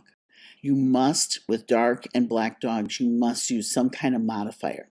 Not a light, not another light, but a silver reflector works best, I think, because it reflects more light, gives you beautiful feathering, you get that beautiful kiss of light, and it's just enough, and really important. But if you look at this image here, how the beautiful depth, and there's some shadowing on the right side, it just looks really nice, but we didn't lose detail in the fur or anything like that. This is going to be your checklist. Everybody's going to get a checklist, and with this checklist, it's going to help you make sure you're all ready when people come, that you have this list checked off. And I did that for my first couple years when I was in business. I don't have too much anymore. I probably should have it there as a reminder because there are things I forget sometimes, but I set up my lighting. I want to make sure my lights are close to my subject and create a quality soft light. If you're going to be putting your lights 10 feet away, don't talk to me. No, it just makes a harsher light. You want them closer, a larger light source. Again, modeling light is on. Check that off. My modeling lights are on. Check off, I turned off my overhead lighting. Because if you have your modeling lights on, you should be able to focus because you have the modeling lights on. Your lens choice. Now that is very critical. I myself like shooting with an 85 in the studio. I know a lot of people love the 70-200, and some love the 24-70. It all depends. I like fixed lenses. If I could shoot with the 135 in the studio, if I had enough room, I would, but I don't have enough room for that. I love prime lenses. I think they're the sharpest and the nicest. But my lens choice is an 85. I see a lot of people using 35 in the studio. You definitely can, if you want some lens distortion and you want that dog to look bigger than life, you definitely can. No one's telling you can't.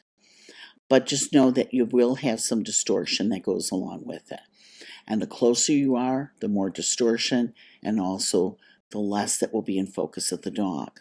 So just be aware of that. And, it's all about your style, what you like to do. Do a few test shots with the dog. Not a stuffed animal, please. Do it with the dog, get the dog used to it, everything else. I check my camera, my light settings, catch lights, and fill light. I need a fill light or what. This is one that's really key, and this is one I am so freaking guilty about. It drives me crazy.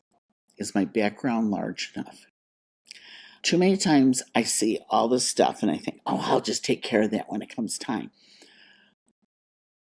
And I want to shoot myself afterwards because that taking care of that stuff is taking me way too long in front of the monitor. Try to make sure your background is large enough, that you have good coverage, that you're not having to extend it or just so much of a pain. That is the thing I'm the most guilty about. Yes, and I lie to myself every time and say, it's not going to make a difference. Baloney. The other is clothing selections make all the difference. Again, remind your clients about the clothing selections. And if you do a pre-consult, even better.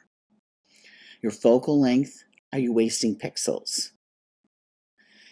Are you going way out? Or do you have enough breathing room around your subject? Are you too close? Are you cutting off ears, tails, or paws?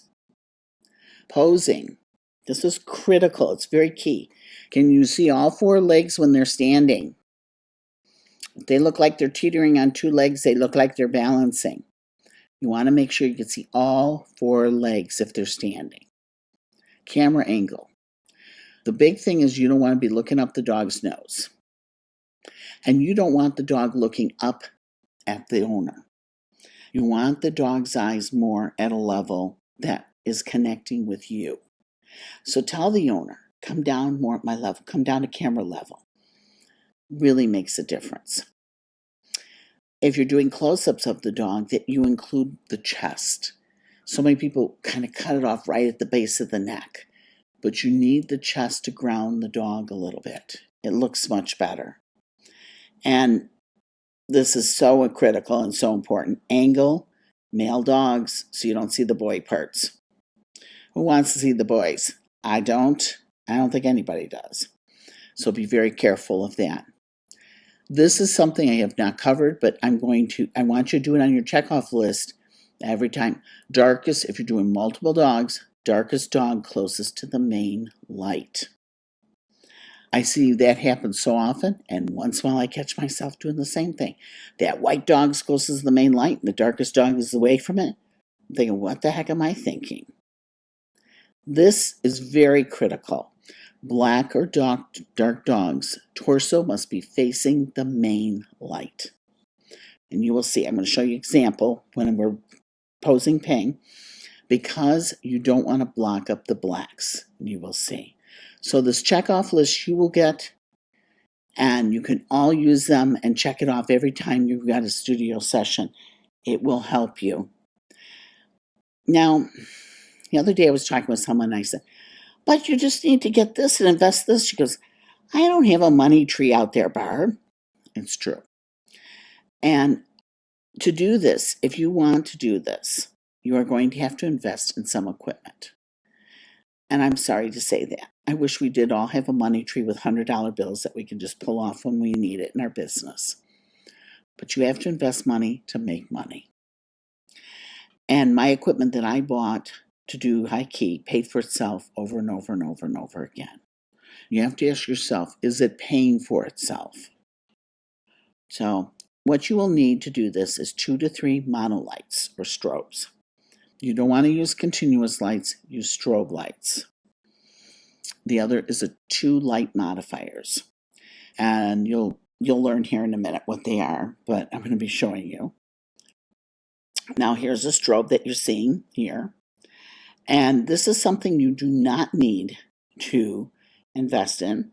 But if you want to seriously do high key a lot of people do, I would invest in a highlight.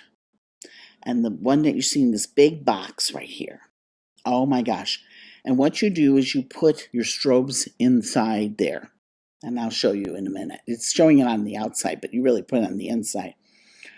Those are great, and you can get them for different prices.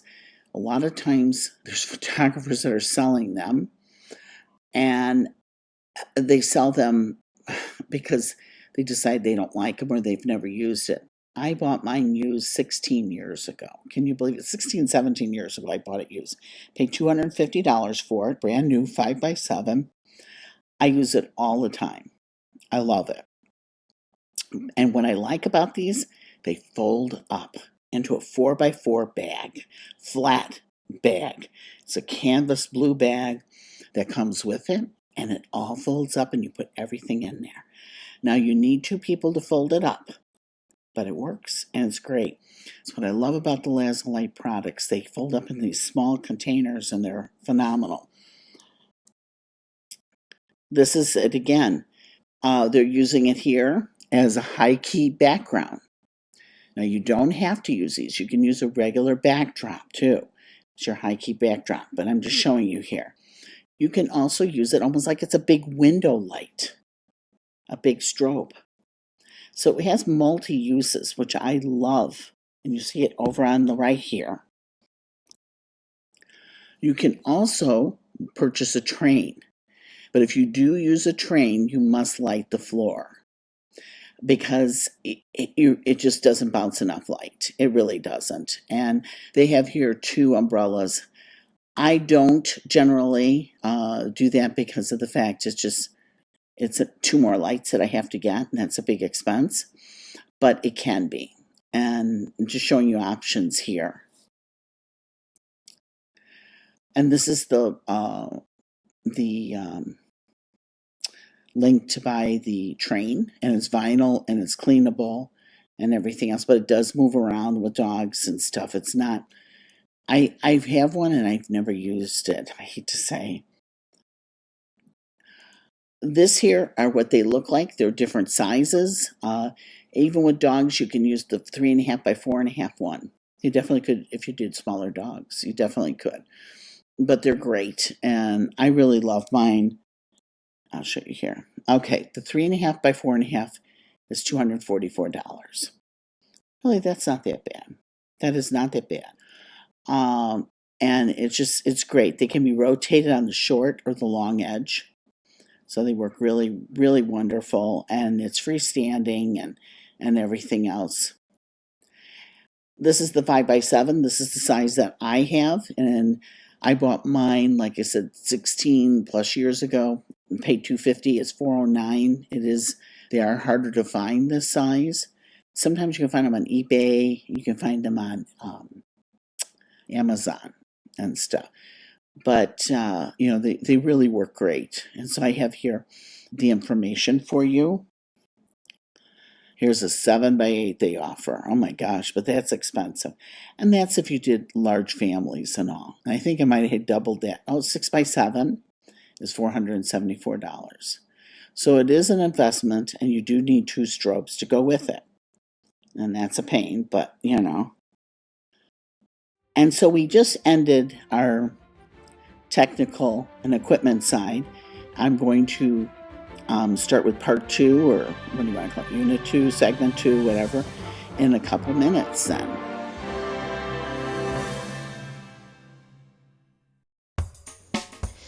Showing no bones about it. A panel of 4 expert animal photographers gather each month to look at before and after images. Things such as proper exposure, composition, and creativity are discussed, and advice is given for how to make the images better, whether in camera or through post-processing.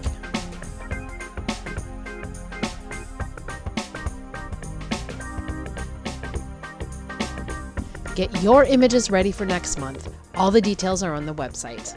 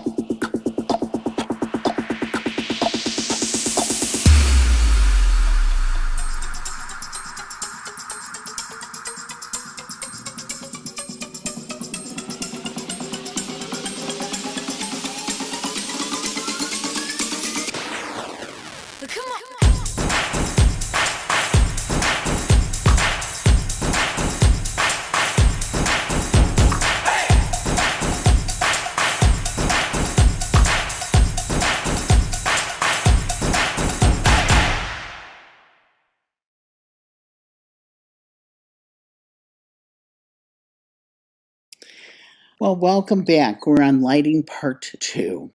And this is high key lighting, and I'm really glad to have you all here.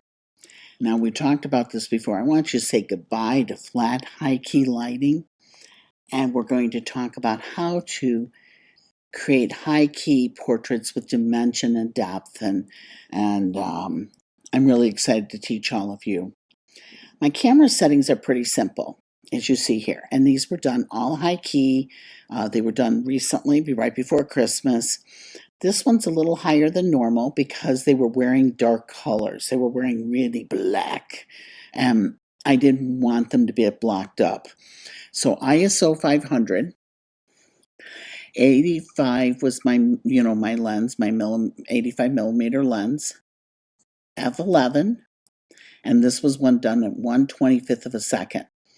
Now, normally, I like to go higher with my shutter speed, but I wanted to let enough light in and not bump up my ISO too high.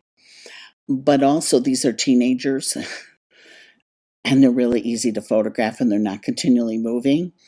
So I had that luxury to be able to have a slower shutter speed than I would with dogs or children.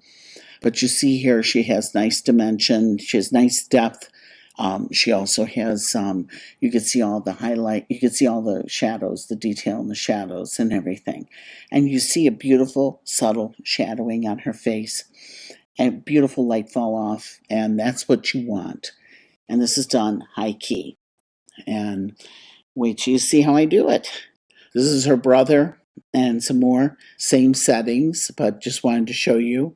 They're really nice, and these are right out of camera. Nothing is done to these. I think they turned out pretty good for nothing being done. And this is Ping. And Ping is, you see here, she's, we have it ISO 100. It's usually what I shoot at. 85 millimeter, f11, and 1/60th of a second. She's so serious. You'll see that in the photos. She takes her job so seriously. But this is right out of camera. Now, this is the high key typical softbox pull. When I use any kind of softbox, pull back. Now, normally, I like to use a square softbox, a large 5-foot square softbox if possible.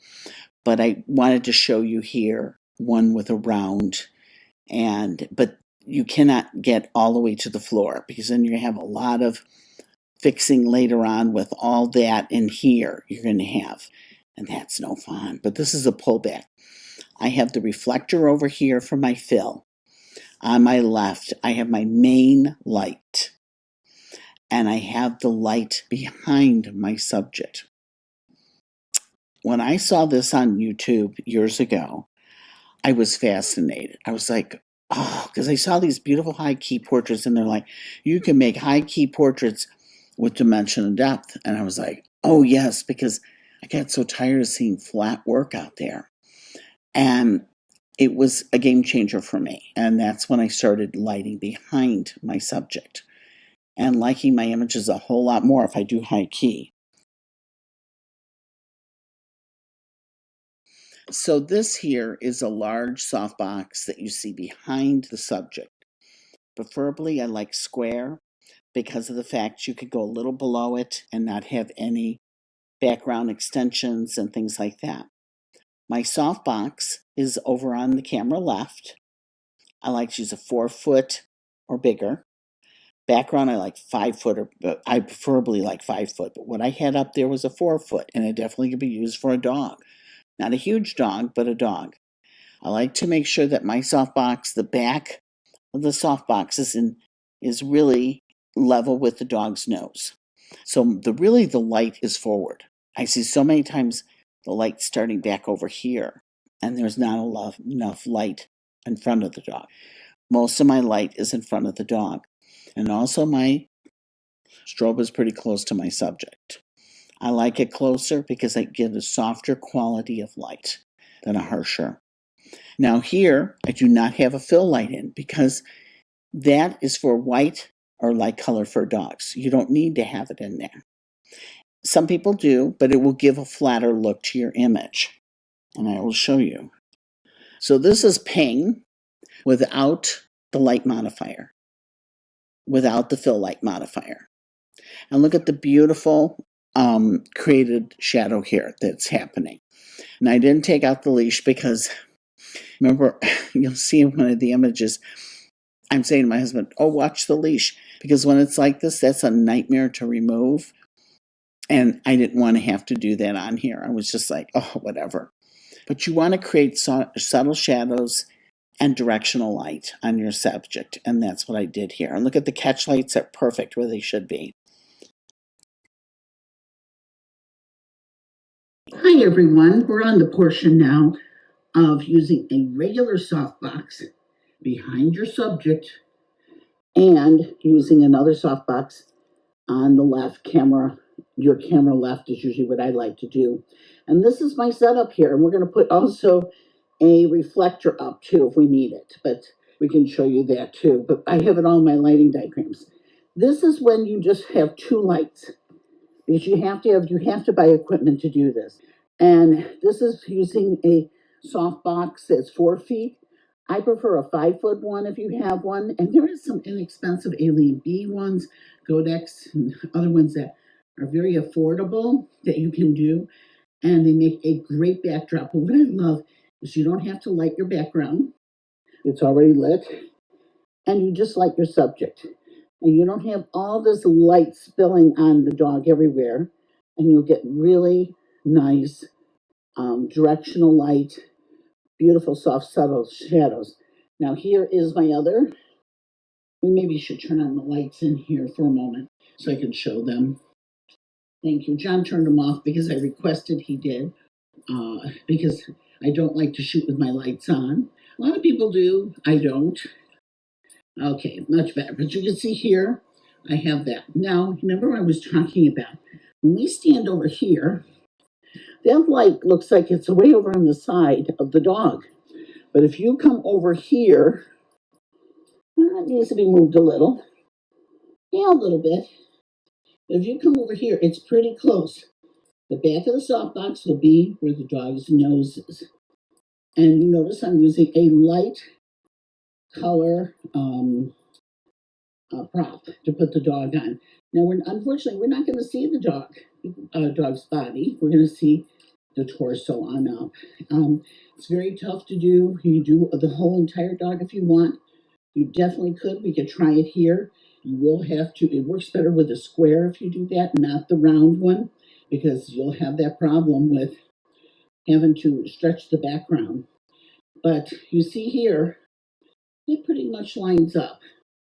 And you see here that this is nice and flat, perpendicular with the floor, almost. And I'm using my parabolic. The reason I'm not using this one is, you notice on the edge, it has like this flap. Because this is a lazulite, believe it or not, strip box. They can become a larger box. And that's why I like these so much, because they have a dual purpose. And when I travel to Florida, I don't have to take as many soft boxes with me. And they're great, but they don't make them anymore, I guess, and all. So we're going to be starting here, and I will be showing you here in a moment.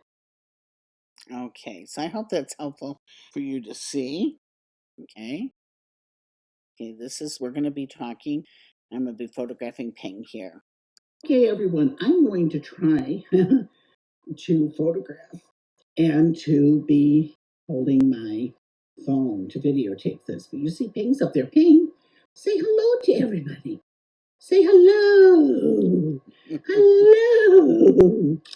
Huh, Ping? And what I'm doing here is, you notice she's right back there. I'm going to talk about camera settings in one moment. And I'm sorry I haven't already. Let's see. She's kind of giving me the blinkies.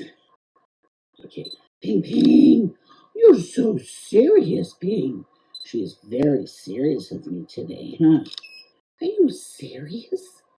Ping-a-ling. Ping-a-ding. Now with Ping, we do not need to angle her torso with the light, because her shadows will not get blocked up. But John, do you want to show how we put a black dog or a darker dog, how we angle them with the light? Okay, so yes. No, the other way. The other way. So anytime we're doing a black dog, we angle them, not quite that much, but we angle them so the their dark fur is with the light there, because you really want to make sure to not block up those blacks. But then she's looking in the other direction. So if you can have someone standing behind the main light, scratching it and getting their attention, works really well. But we can't do that today because I don't have anybody here to do that today. Okay, here we go. Ping. Ping. Oh, no, my Ping. She's so serious. Does she know she's working? Yeah, Ping. Ping, Ping, Ping. John, could you fix the one thing, be really careful about the leashes, because when leashes are like that, that's a pain to, yeah, thank you, John. That is a pain to fix. Hey, Ping. Ping. She is being naughty. Do you want me to bring Ping? Do you want me to bring Griswold out? Do you want Griswold? She's looking at something up there. What's up there? Don't worry about it. She's looking. Hey, Ping. Oh, there's something up there. Is there a bat? A bat this time of that here. But look at her looking up there. Oh, something's got her attention. Wow. Now, Ping, what's got your attention? I'm going to move back so I can get all of her in that. Ping. Oh, my goodness. Look at that. She sees something up there. Yeah, let her see. Let her see. There's nothing there. Okay, nothing there. She's just checking things out. Oh, it's okay, sweetie. Okay, hold on a moment. We're going to try it again. Okay, good girl, Pingy. Good girl. Ping, you're such a good girl. She really is. She's so sweet. Ping! Ping! I like to tap my feet sometimes if the dog won't get their attention. I like to use treat containers and shake them, but I don't have one in here because I just don't. You need her back up. I guess so, but we got some photos. I'm going to show it, John, too, the subtle. Yeah, you want to? No, just you. That's fine. So what we're going to do is show John sitting there, and he's really excited about this, but you notice he's wearing the right color shirt. He's wearing a light colored shirt, which I think looks so much better when they're wearing a light colored shirt than a dark colored shirt when they're doing, high key. And high key, like I said, you can do the floor, but you have to light it. Ping, come here. Pingy. Ping. Oh, she's being a sinker. You want to call her? Thank you. Okay, so what we're going to do here is I'm going to show you with John the subtle kinds of lighting differences. And I want to show you why we use a modeling light. A modeling light is very important because what it does is when the light fires, it happens so quickly, our pupils do not have time to respond. Because of that, we get really large pupils and very small irises. So when you have modeling lights on, as we do now, the pupil is smaller because it's already responded. And when we fire the lights, it'll look much better. And that's a telltale sign for print competition if you haven't had modeling lights. If you use Alien Bees, their modeling lights are pretty bad. Unfortunately, they're just not very powerful. I do love the ProPhoto because they are powerful and you can adjust them to whatever you want. But we're going to, John, could you move over towards the main light, just a smidgen? Perfect. And a smidgen for me is just very little because, okay. Give me a moment here. I'm going to put this down for a moment. Okay, well, I explained again about the pupils, and sorry about that, didn't know that I'm repeating myself, and I hope that's okay with all of you.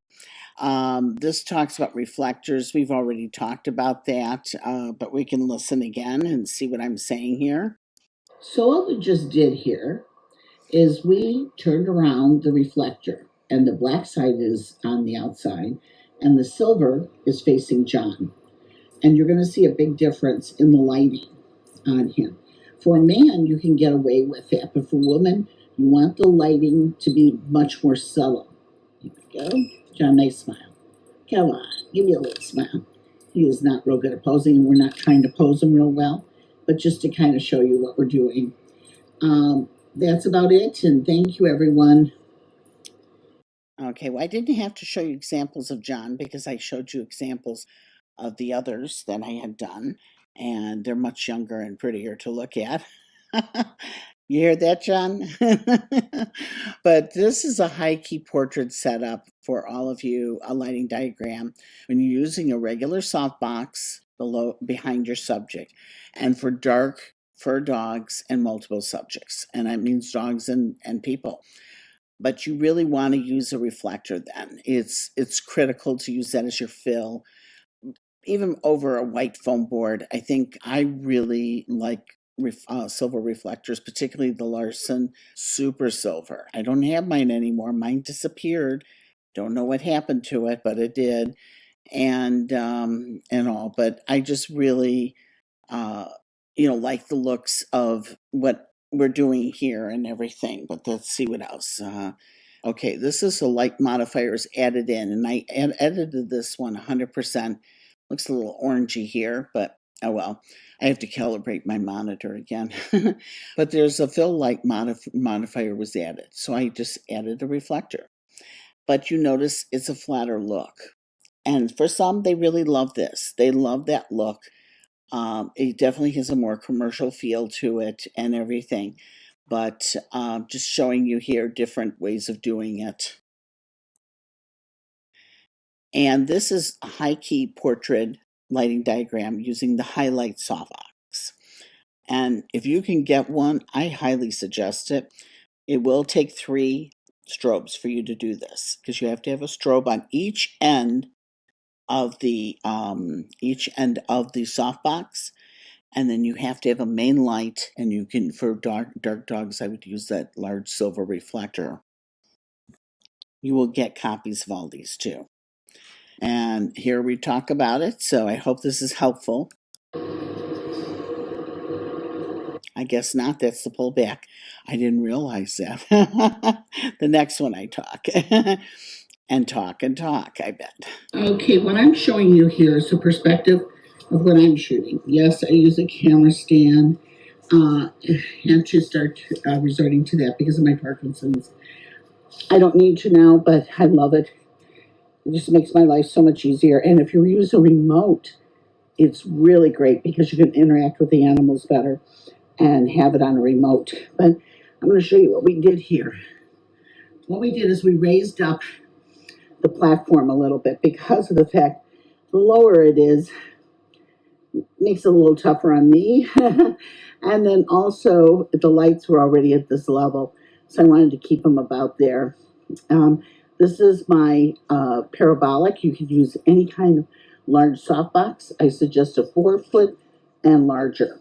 4 to 5 feet is what I suggest. You can do a 3-foot, but your light's going to be more contrasty. This here is a reflector that I use for my fill. So I have my main light on the left, my fill on the right. Now sometimes I don't need it. If I'm photographing a dog like Ping, who's very light, I don't need it. But if I'm photographing a dog like Fern, or possibly Griswold, who has dark markings, I do. But let me show you here. Now with my light, it looks like when you're standing there, it looks like the light's all on the side, but it is not. If you look here, it's in line with the base. So I want the dog's nose at the back of the softbox.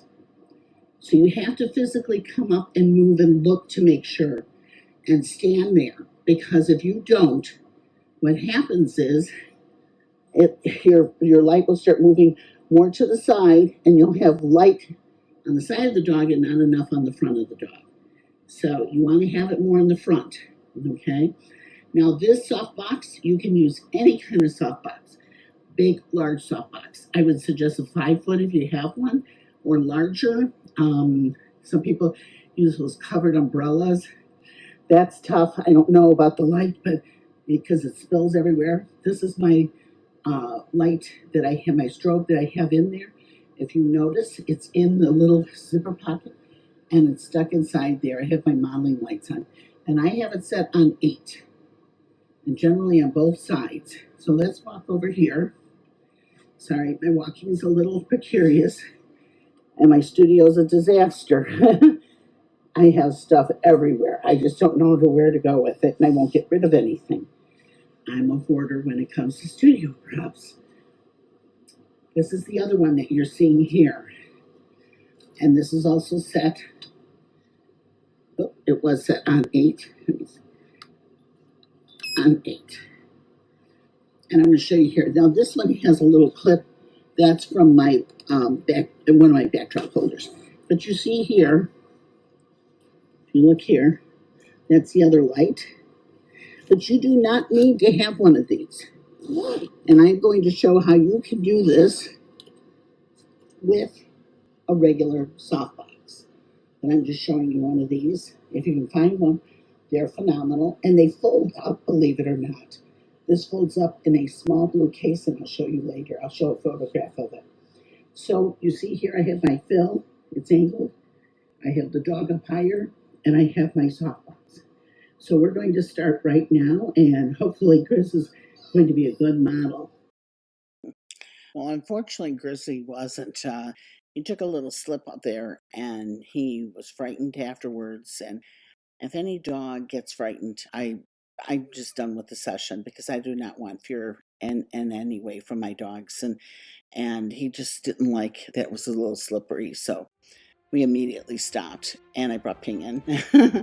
She's really good at this stuff and understands. But I hope this was helpful with the high key.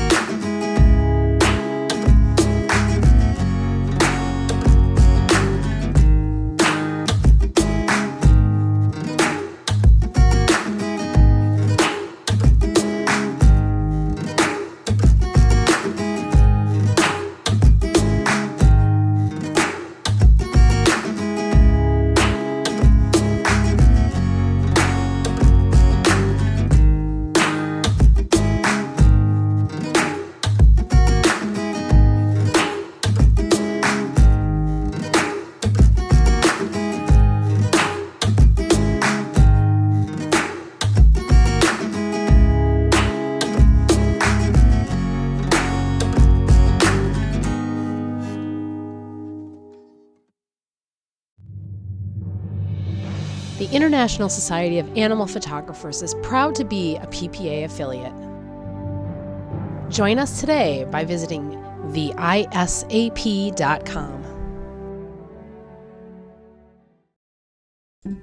Tips for happiness. Stay connected to positive people. Reduce your contact with toxic people and toxic situations. The AIM community is awesome. I couldn't ask for better people to surround myself with. And it all has to do with the amazing people in this group. It's a really positive, lifting community. Community. The community is just priceless. You're with your people. These are like my family.